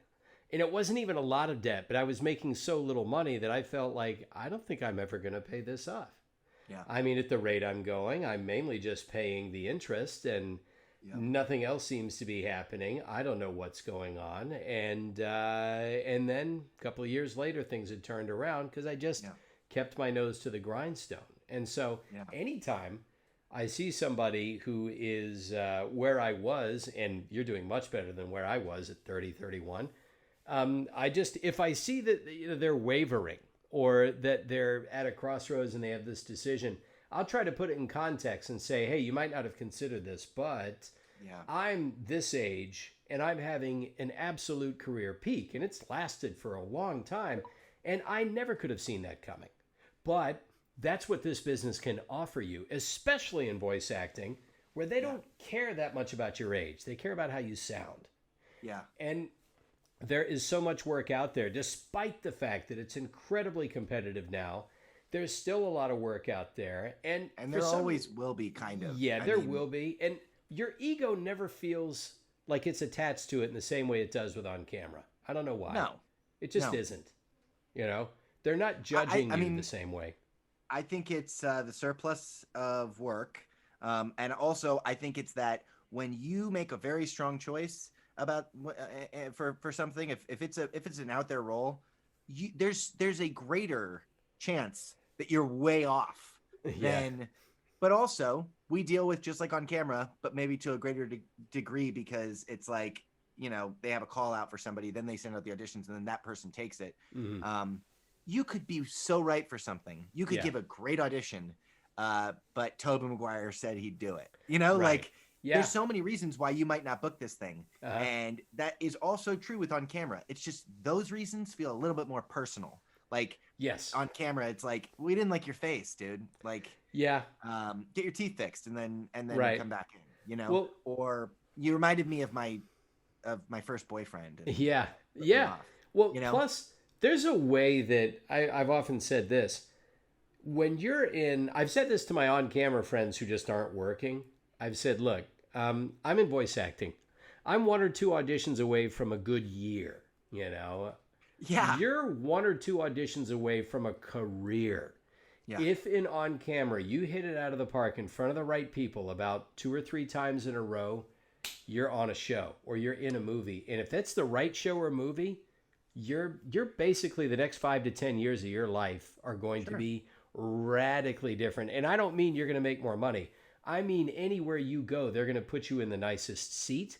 They're going to fawn over you. All of that. If you hit 2 or 3 good auditions in a row and then carry that attitude into your work.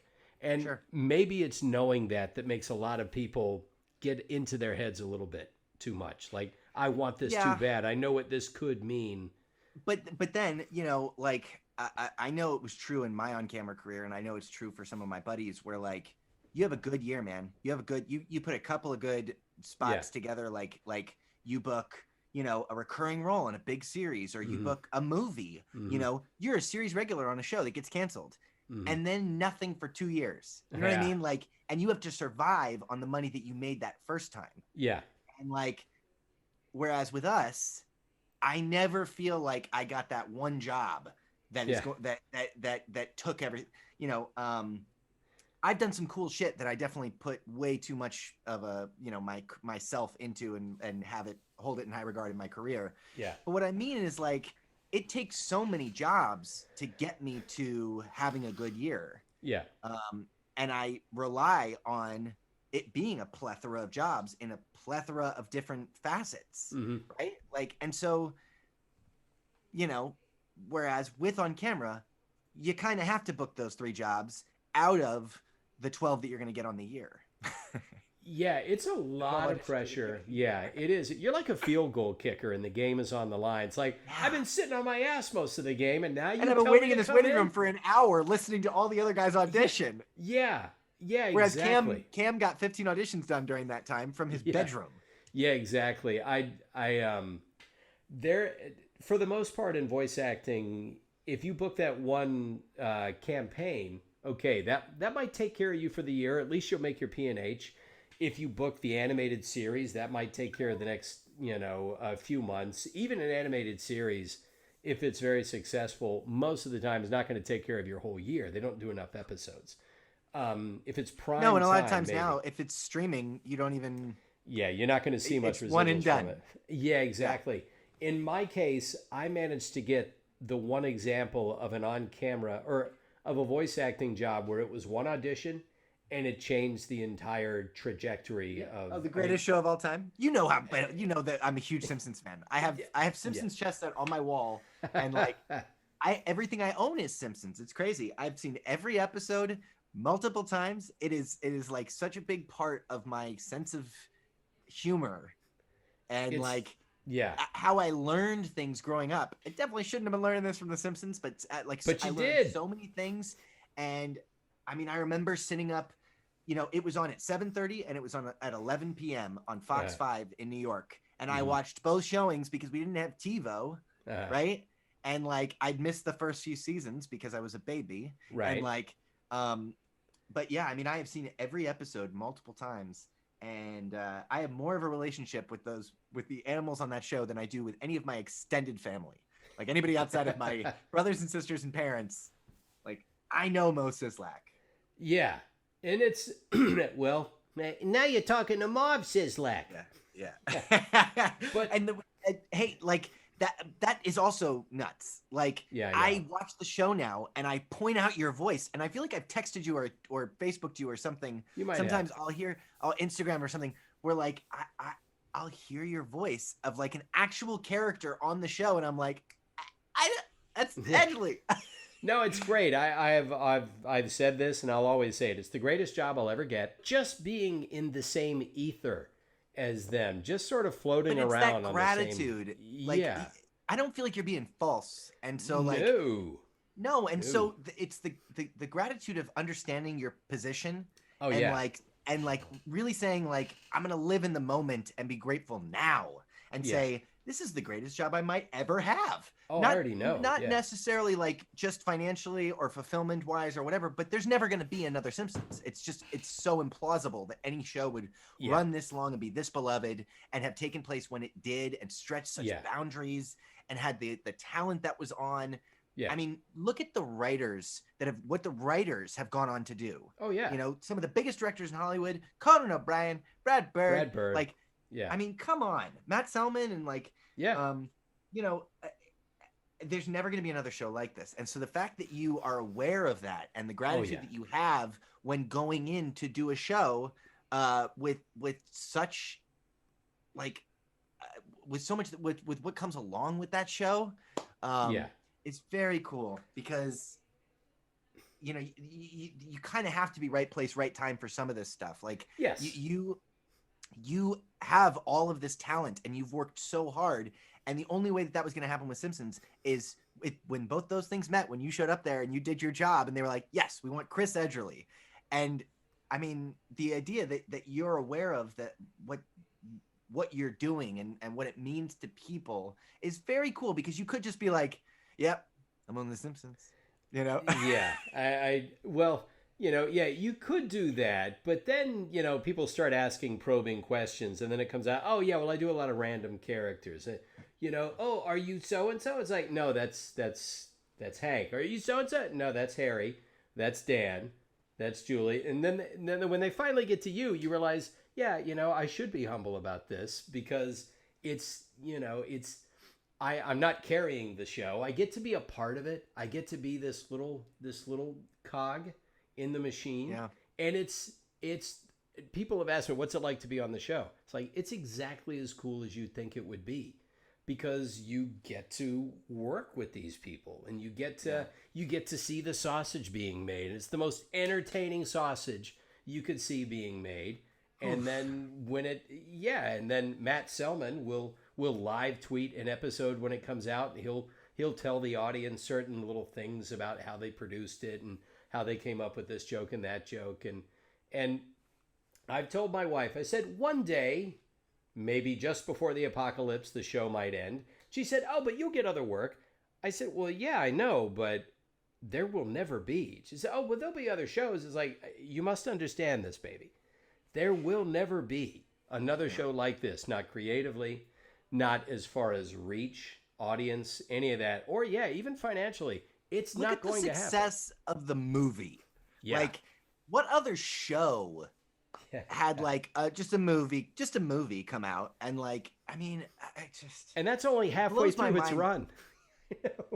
That was like year 17, I think, is when the uh, I mean, it's just kind of crazy, because you know, you said one day it will inevitably end, and like, yeah, that's true, and that sucks, and like, because it's been my whole life. I mean, it has been my whole life. I think literally, I think you're there's about been- as old as the show is. It came out in 1989, right? Yeah. I was born in 88, and like, Yeah. it has spanned my entire life, and like I said, it is a huge part of my being.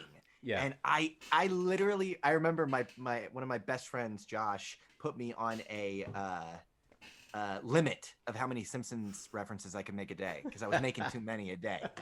And I was like, wait, is it midnight yet? Damn it, can't talk. That's funny. And you know, I mean, I just remember certain experiences in my life that are connected to episodes in the show, because that was when I saw the show. Yeah. Like that episode. I remember being pissed off that the episode of they were going to solve who shot Montgomery Burns, the big finale. I was pissed off because I was working that night at a comedy club. I was in Ocala, Florida.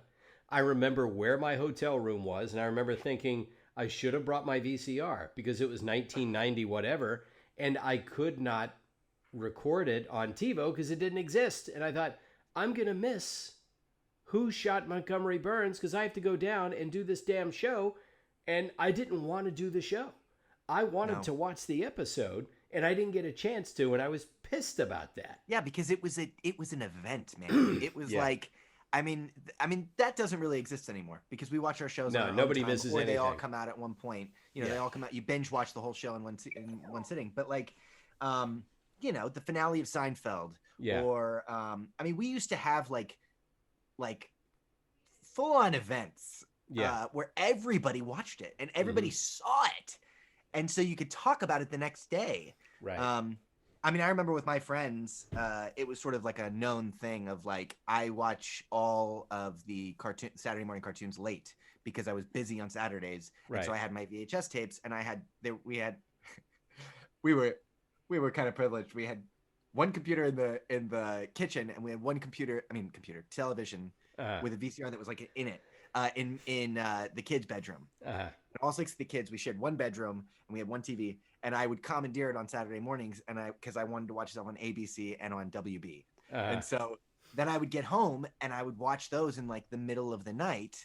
But that was the thing, was like, there were some shows that you had to watch live, and you couldn't miss them, because then you couldn't see them. They were gone now. Right. You know, you had to wait for reruns. And I don't remember when Simpsons started rerunning.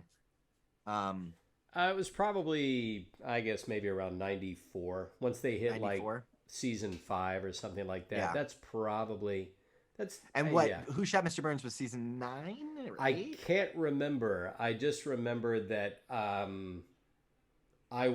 think I was still living in Orlando, and I was just mad. And I was in Orlando until 97, like mid 97. So I just remember thinking, I didn't bring a VCR, and now I'm not going to know what happens, and I can't read the paper tomorrow because they're going to talk about it. Yeah. Whereas that doesn't exist now. It happens. People are immediately tweeting about it, and it's a different experience. It really is. Oh, sure. Yeah. Yeah. I just got Ready Player 2. I don't know where it is, but it's the sequel to Ready Player 1. The book just came out. Okay. And, I'm like avoiding everything about it, because I don't want to. When was the last? I can't remember the last time I was like excited about a fiction book. Okay. To where I didn't want spoilers. Oh, really? No, I don't read fiction. I don't. I mean, I will listen to audiobook fiction, but I don't really read fiction. I am trying to do more reading. Usually, I confine it to the end of the night, so I just read in bed before I go to sleep. And I have never read this book, and it's to my shame, but I'm reading it now because it's apropos, and I'm reading 1984. And I've always been aware of the book, and I know the concepts in it, but I've never read to high the school. actual... I didn't, and I read it. I know. I have no excuse. I ducked it. I was supposed to read it, but I was good. I was a good enough student where I knew how to bullshit my way through an essay about a book. But yeah, So I'm reading it, and I'm trying to get through it because it's so sad. And I Yeah. was even telling my wife last night, I said, baby, this book is making me sad. So all I can Thought say is, Police? yeah, That one's Thought called Thought Police? Police, Newspeak, everything. It's so sad. Probably because if I had read it when I was younger, it wouldn't have made me as sad. But I'm older now. I'm starting to get perspective on my life. I'm starting to get perspective on the kind of world we live in, And perspective on youth. and Like, perspective on youth, everything. And I look at my kids, and I actually told her, I said, if all I ever get out of life is you and the kids, if I just get to be with you guys, I'll be happy, you know? oh, And it's this book that makes me think this way. And that is what a great piece of fiction can do, especially when you're reading it and you're thinking, this doesn't feel so much like fiction anymore. yeah. This feels a bit too close to the bone. Have you seen the movie Brazil? Oh, yeah, I saw it years ago. Years Similar. ago. It's a similar story. Yeah, yeah. I mean, you have a lot great of film. dystopian stories out there. But love story. I mean, like, yeah, usually, like the last really good dystopian movie I saw, because for me, movies that are dystopian, usually the only way they're going to be entertaining for me is if they don't hit the same damn plot points, and it's almost always the same thing. And they've got to find a new way to do it. Like, I liked the Mad Max movies. It's not going to be this polished world. It's going to be a fucking wasteland. We're going to have a lot of fun creating characters that exist in it.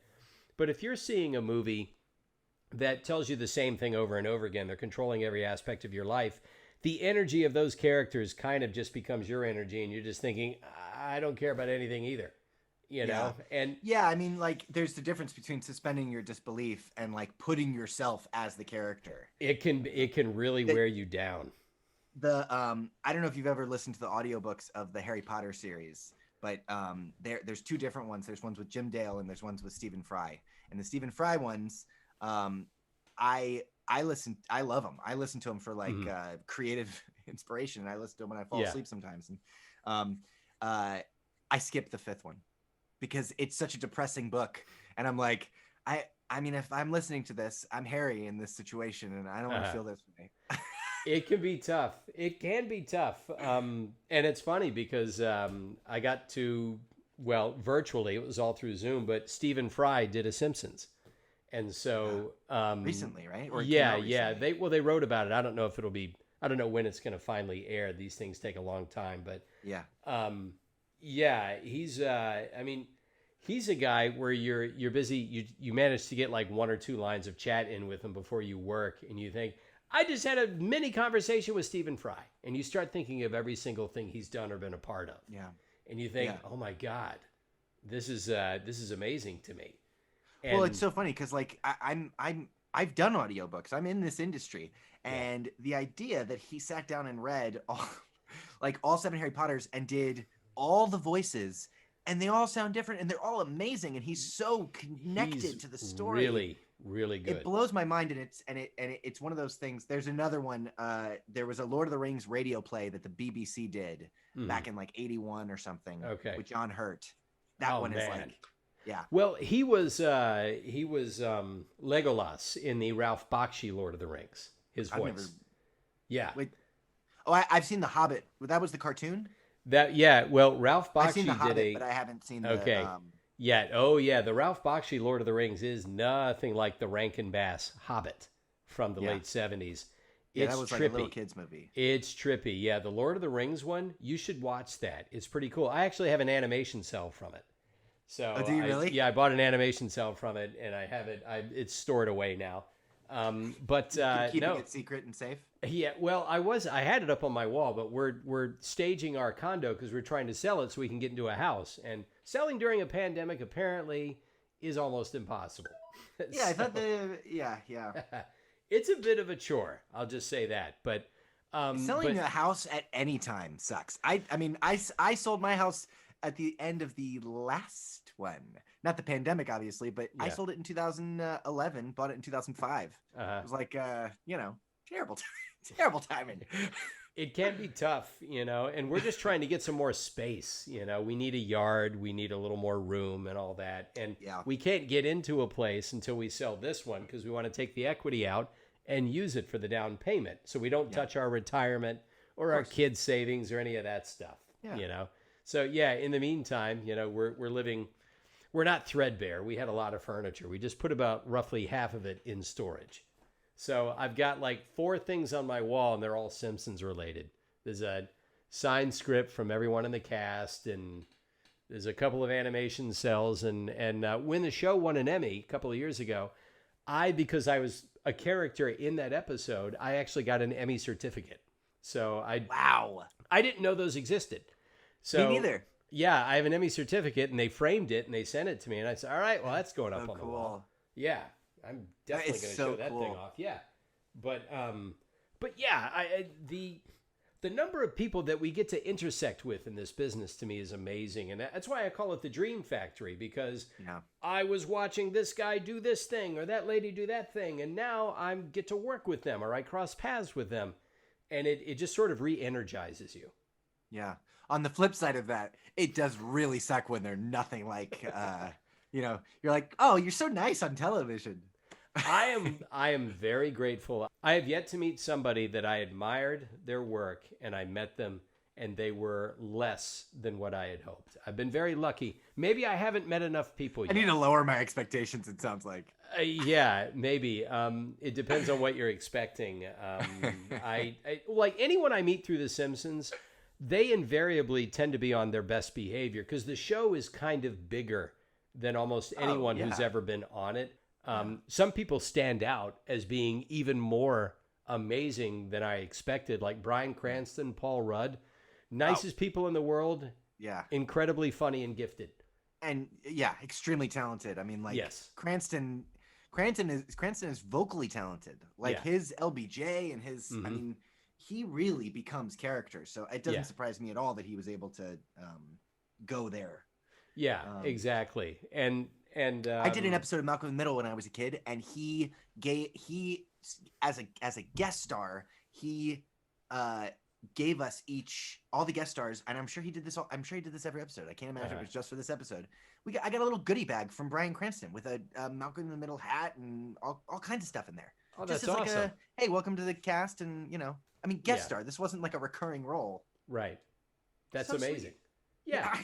That's the stuff you remember. Like I've heard stories, but I don't repeat them. You know, I've heard stories. I've never had an actual back and forth with anyone that's been unpleasant, but I don't doubt it when I hear somebody saying something about someone, you know? So I just thank my lucky stars that I didn't have to go through that, because it's no fun to meet a hero and they turn out to be, as you say, less than what you were hoping for. But I've always said that to myself too. I've said to myself, I don't care what an actor is like personally if I'm just trying to enjoy their art. Like in Mystic River, Sean Penn wins an Oscar, a deserved Oscar for it. He's amazing in the movie, and yet his politics are not completely what mine are. And he's had a couple of like ugly stances on things with Venezuela. My wife is Venezuelan. She tells me, it's like, no, he's completely wrong about that. I thought, man, okay, that's kind of damaging for him to say this or do that. But I thought, okay, fine. But he's still one of the greatest actors alive, and I'll watch just about anything he does. So I don't care what he might be like in his personal life. It's none of my business. It's the business of him and the people around him to do something about it. So I think that's true. I don't know. I'm ignorant about the Venezuela stuff when it comes to Sean Penn. Yeah, I don't want to pull you into that orbit. But my whole point is that I'm not. But I do. I think that you can disassociate a little bit the artist with the art. However, you know, I don't listen to Michael Jackson anymore. I can't do it. It doesn't. I don't like the music anymore. Yeah, it's your choice. It's your choice. And so. I think I'm a little bit further on the other side of that, where okay, Kevin Spacey, right? That one's hard. There's been so many Kevin Spacey movies that I've loved as an actor and whatever, and I think he's gonna make a comeback at some point because we all have short memories. But like, well, you know, here's the funny thing: I will watch anything he's done. I hope he doesn't make a comeback because I think he's gotten away with so much. But yes, I have passed judgment on him as a person based on what I think are reliable stories. Having said that, is he brilliant in Seven? Is he Yes. brilliant in LA Confidential. House of Cards, L.A. Confidential, in Usual Suspects? Of course. Is Michael Jackson absolutely crushing it in Off the Wall, Thriller, Bad, some of Dangerous? Yes, but in the meantime, he was doing some very questionable things. So yeah, it's totally up to the individual. Like, I mean, I've made this decision. I'm going to go ahead and just give everyone the same treatment. I don't care how horrible you were, unless it's something that I just know too much about. It might not get out of my head, but I will admire a Picasso. Picasso was an awful person. I will admire something, maybe made by a director who, Elia Kazan. Elia Kazan named names back during the Blacklist period. I'll still admire Streetcar Named Desire. So I've decided. Roman Polanski's still working. Roman Polanski, you know what? Yeah, this is something that Hollywood has they're never going to be able to get this one right. They never got that one right. It's like, that guy was always guilty. He admitted he did it. He just didn't want to come back and pay the piper because he thought he'd go to jail forever. He's forever been wanted here in the United States. That's why he's never made a movie here. And hey, here's an Oscar. I thought, that's a bit much. You don't, there's a line there I won't cross. It's like, all right, look, I'm not going to hand you a fucking Oscar. I'll recognize you're doing good work, but that's where I dissociate the artist from the art because, okay, would I have wanted Michael Jackson to bring my kids to his house? No. But that probably would have been true. That probably would have been true before any of the allegations. Absolutely. And so, and I don't even know what was ever even proved about him. I just know that, okay, that's a little bit too suspicious as far as I'm concerned. So I'm not comfortable with that. But if Wanna Be Starting Something comes on the radio, I'll listen to it and enjoy it. I have too much history with his music. Maybe you don't. I grew up with all of that. I mean, I do. I just, there's a lot of music. I mean, like Prince, my wife knows, a lot of people in the industry that knew him personally, knows all the stories. Not a nice guy. Gave a lot philanthropically, but not a nice guy. Mistreated a lot of people. And in my opinion, he is possibly, maybe not even possibly, definitely the greatest musical artist of the 20th century. Or my wife says either him or Gershwin. But I don't know anyone that I would put above Prince as far as musical artistry, as far as overall accomplishments. And yet, not a nice guy. Not based on the stuff I've heard, things like that. I think some creative geniuses get a little bit of a, they get a pass sometimes, Yeah. Oh God, yeah. And when you give people that power, their worst selves come out. It's like what is the absolute power corrupts absolutely or something. Yeah, exactly. And whether that's like a sexual deviancy or that's not the word. Or treating people poorly. Yeah, just treating people badly. Ways, or, I mean, what always gets me is like something I was terrified as a kid, and I guess I'm still scared about, but I have a better relationship with it now. It's like, if you don't show up on time, if you're not easy to work with, if you don't know your lines, they will not bring you back. You don't get to work anymore.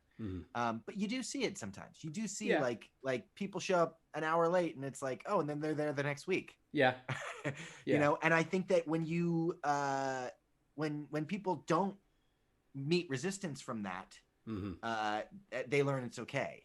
And I think with some musical geniuses, with some acting geniuses, or people who really lose themselves in their work and they put out really amazing art, people give them passes and they just learn to keep going with those passes. Oh yeah. If you're making money for someone, they'll put up with quite a bit. I mean, we've learned this. I mean, I was never a big R. Kelly fan to begin with.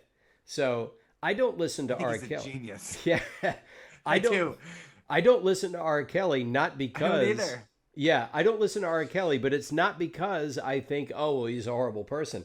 I just never, none of his songs ever really landed with me. Maybe one or two. You never listened to Trapped in the Closet? No, that's just Oh, too it's much. brilliant. That's too out. It's That's brilliant. too out. Like Kanye West. I don't listen to Kanye West only because it just his music doesn't land with me. Like he has one Sure. song, one or two songs I like, and that's about it. Yeah, I also happen to think that he is in desperate need of care. Yeah. Like, I mean, real care. Like he needs I agree. people round the clock tending to him because he's not able to do it himself. So, you know, I don't want to dogpile on the guy, but that guy is a guy in pain. And he's also just doing a lot of fucking ridiculous things. But if I loved his art, I'd say, okay, I hope he gets the care he needs, but his art is out there. I can take it and do what I want with it. The song is on the radio, it's in my MP3, whatever.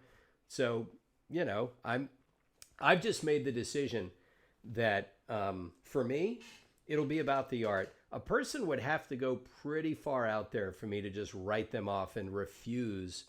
Right. Like if Hitler's art came out one day and it was like Yeah. brilliant. Like I'm You not would going be to buy like- a Hitler painting. Yeah. And you know, everyone has to find their level with it. Like some people like you, and I totally understand. Like this is the idea of, you know what? It's like, Cam, I understand why you feel that way. And if I felt that way, I wouldn't consume someone's art. I wouldn't want to even subconsciously put that out there that someone is enjoying their work because I don't think their work should be perpetuated.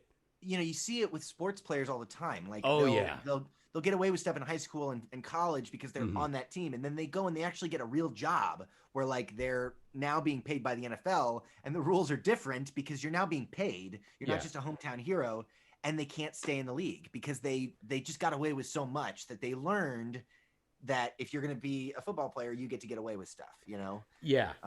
For some reason, I'm a little different about sports. For some reason, if I think a person is a terrible person, I guess I can admire what they did on the field of competition, but I won't buy any of their stuff. I won't do that. See, that's so funny. I'm not sure why that is. I've never even thought about it, but I have watched O.J. Simpson highlights. Yeah. Like, well, I'll I've never watch even- it. He's not going to I've make never- money from me but I watching his haven't highlights. thought about exactly. Yeah. Yeah. Um, I'm not but- going to put money in his Oh, pocket. dude. I'm not going I to put mean, money in his but pocket. here's the problem: is if you're a fan of any sports team,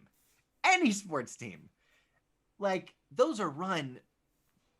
I mean, they look past so much stuff. My team Oh, is yeah. the New York Giants, Okay. and a couple of years ago they had a Pro Bowl kicker, and when he was at the Pro Bowl, they got his pregnant wife a different hotel room because he was beating the shit out of her. Oh And my then they gave him God. a contract extension. They had Oh, to get his man. wife a different hotel room. Like, this is a very old administration that gives a lot of money to a lot of places, and they got all these, they go and they visit kids in the hospital and they whatever, but then they do shit like this, and it's like it reminds you that, oh, this is a money making thing. This is a corporation. They're gonna see what they can get away with so they can continue making money. Yeah. Well, I guess I should rephrase it then because it's worthy of consideration. If a Michael Jackson song comes on, yeah, I'm going to listen to it. Who's going to get the money? As far as I can tell, his kids. His kids Sure. didn't do anything. No. So if a Kevin Spacey movie comes on and I watch it, if money is put in his pocket, I don't know if that would deter me or not. I've not really thought it through. I haven't felt enough of a level of discomfort to make a decision on it. With Sean Penn, he just has different opinions than me. I can't sure. prove any harm. He's just somebody who thinks differently than I do. I'm not Well- about to. Yeah. And I don't know him at all. Yeah, I don't know him either. I just know a but- couple of things he's done. But But what's funny is it's also believable. Like, it's believable. Yeah, Because like- he's kind of a nut job anyway. He- Like, he's out there. to be that good of an actor, like to There's lose a yourself touch in of- those roles, yeah. you're a little nutty. There's a touch of madness there, but I mean, case in point, I had a chance to work with Oliver Stone. I worked on his documentary. What is it? History of the United States, or I guess his History of the United States, and it was enjoyable to do. It was something where I played Harry S. Truman, and it wasn't anything that he fabricated. These were actual letters that Truman wrote, and I read them as Truman, and yet Oliver Stone made a documentary aggrandizing Hugo Chavez, who to my wife is El Diablo. I mean, he was the worst. And I said to her, I said, look, I'm going to go in and do this job with Oliver Stone, but I know that he made this movie about Chavez. If you don't want me to work with him, I won't. And this is Oliver Stone. So I wasn't about to turn down a chance to do it, but I was going to. If my wife had a problem with it, I said, baby, I won't do it. I'm not going to make a lot of money off of it. I just want to work on the project and for whatever reason, be in the same room with them and take a little bit of direction. And she said, no, work. It's not that big of a deal to me. You know, I don't like him. I don't agree with him, but don't turn down work. So I went with her blessing. Mm-hmm. So there's a line for me where personally, I didn't agree with what he did, and I was in a room with him briefly. He gave me a little bit of direction, and that was it. I didn't see fit to bring it up because it's not my place. I was there to work a job, you know. The last thing he needs is, hey, I'm trying to make this. Now one of my actors has an opinion about my work. So I thought, okay, this is a chance to decide where's your limit? Where's your boundary?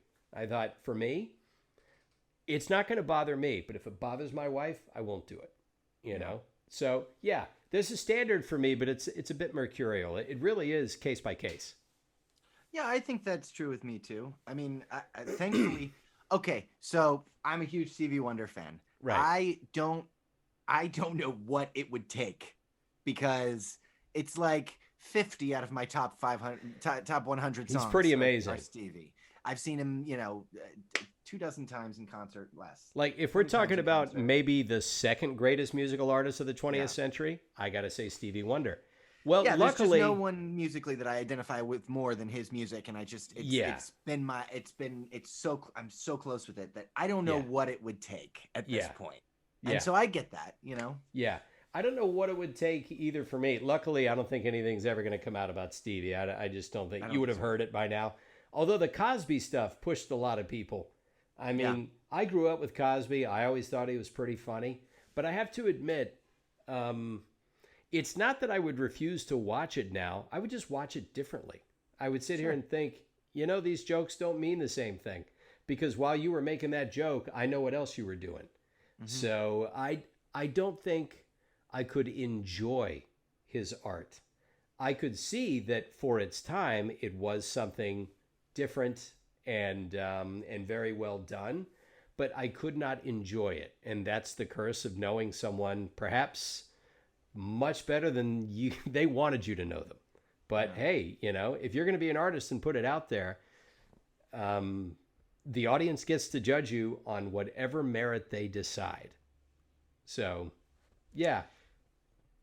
I mean, and imagine because it's a similar thing with me with Cosby, where I watched the show, sure, and I enjoyed the show, but I didn't feel this sense of loss that was anything other than an entertainment figure. Yeah, I can only imagine what it was like for people that where he sort of did things that other people had never done, especially that looked like him and reached places that other people had never done. I mean, I'm sure that was a real betrayal, and I'm sure that was extremely hard for some people. Yeah, because it's more than a hero. It's that was the biggest celebrity in TV. I mean, his movies didn't really land. I mean, not in the 80s, but if it was 1985 and you wanted a sponsor for your product, if you wanted an endorsement for your product, you wanted Bill Cosby. He was that safe, that big, and that universally accepted. So yeah, if you were a person of color, particularly growing up and seeing that right around the time Michael Jordan's coming up. So then that fall from grace, that's got to be pretty rough. And the thing about Michael Jordan is he's a guy who is one of the greatest athletes of all time. And then you find out later, he's kind of a dick. I mean, I haven't watched the show. Everybody's watched it. I don't know anything about he's great in that show.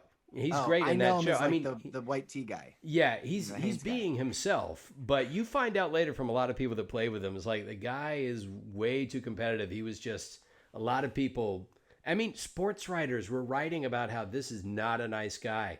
And when he's doing his Hall of Fame induction speech, they were saying this is not a nice guy. I mean, they're starting to take shots at him now because maybe he doesn't have the same power he used to. And I thought, okay, maybe that's who he was. I can still admire what he did on the court, but I guess, I don't know if I'd put money in his pocket. But again, don't believe he committed any crimes. Just it's not a crime to be an asshole, you know. Mm-hmm. Well, there's societal crimes, and then there's like lawful crimes, right? Like there's crimes of morality sometimes that are like unethical this isn't technically things. a crime, but like we can all agree here that this was not cool, Right? You know? Yeah. You know, you can get pretty close to something that's a crime, and even go further in a different direction, and it be worse. You know? Right. I mean, there's so much. There's a lot of stuff that people in power do that aren't technically crimes that actually affect more people than like stealing, you know, a newspaper. Well, I think we've had about 4 years in a row of that. I think we've had. My wife is beside herself every day. It seems to be a new insult where she says, "How can President Trump get away with this?" And I said, "Well, he has executive privilege." What does that mean? It means that, well, he can do things that they at the time thought, well, no one's ever going to actually do this, so we don't need to make a law. It's one step above white against privilege. It is a certain amount of privilege that is almost unfathomable. But I keep telling her, I said, look, I do believe in justice. I do believe that things do eventually come around. Yeah, I hope that some of these privileges that were taken are undone with equal privilege. I hope that this next administration doesn't necessarily think like, well, we can't do that just because he did it. And it's like, no, you can just undo it. Just undo that. And then you don't have to use it anymore. Then let's get rid of it. Yeah, I have a feeling that the next 4 years is going to be a lot of executive orders undoing the things that were happening. Yeah, no. Yeah. And like everyone always talks about where it's like, okay, well, Obama did this. I'm like, yeah, that was shitty too. Yeah, I know. What are you looking for? Yeah. Yeah. We can agree. Right. Oh, great. Then we agree. They both did shitty things. Yeah. Because they were president. Yeah, I know. I get tired of that argument where they call it whataboutism. Well, so-and-so did this. You're that was correct. Shitty when they did that. Yeah, you're correct. Now, are you trying to tell me that they're exactly equal and now your guy gets to keep doing what he's doing because everybody does it? Come on, man. Yeah, Trump put kids in cages. Well, Obama built the cages. Okay, well, there's still kids in cages right now. Obama's not president anymore. And of course, if you want to parse that out, you can say, yes, he built some of the cages, and those cages were used to detain people when they were separated until they can get them back together again. Or intentionally and then they would separated forever. Yes, whereas your fella had quite a specific use for them, and it was not for what it was intended for. So yeah, the whataboutism I'm hearing, it's a trick. It's kind of a trick, and it's meant to excuse something so that they can just continue on their happy way, you know, yes, running roughshod over, you know, as you say, societal mores and things like that. Yeah. Isn't it amazing how quickly we can just bounce around? That's what these chats are. Cam Bowen, I know you don't do a lot of social media, but where can people find you? It's my name. So Cameron Bowen on Twitter, Instagram, and Cameo. And you do the cameos. What about TikTok? You're on TikTok, right? Yeah, but I don't use it. It's really just to use that duet feature and then put it on Instagram if I want to. Okay. But it's I think it's Cam Bowen TikTok or something. All right. I don't know. Got it. It's brand new. Okay.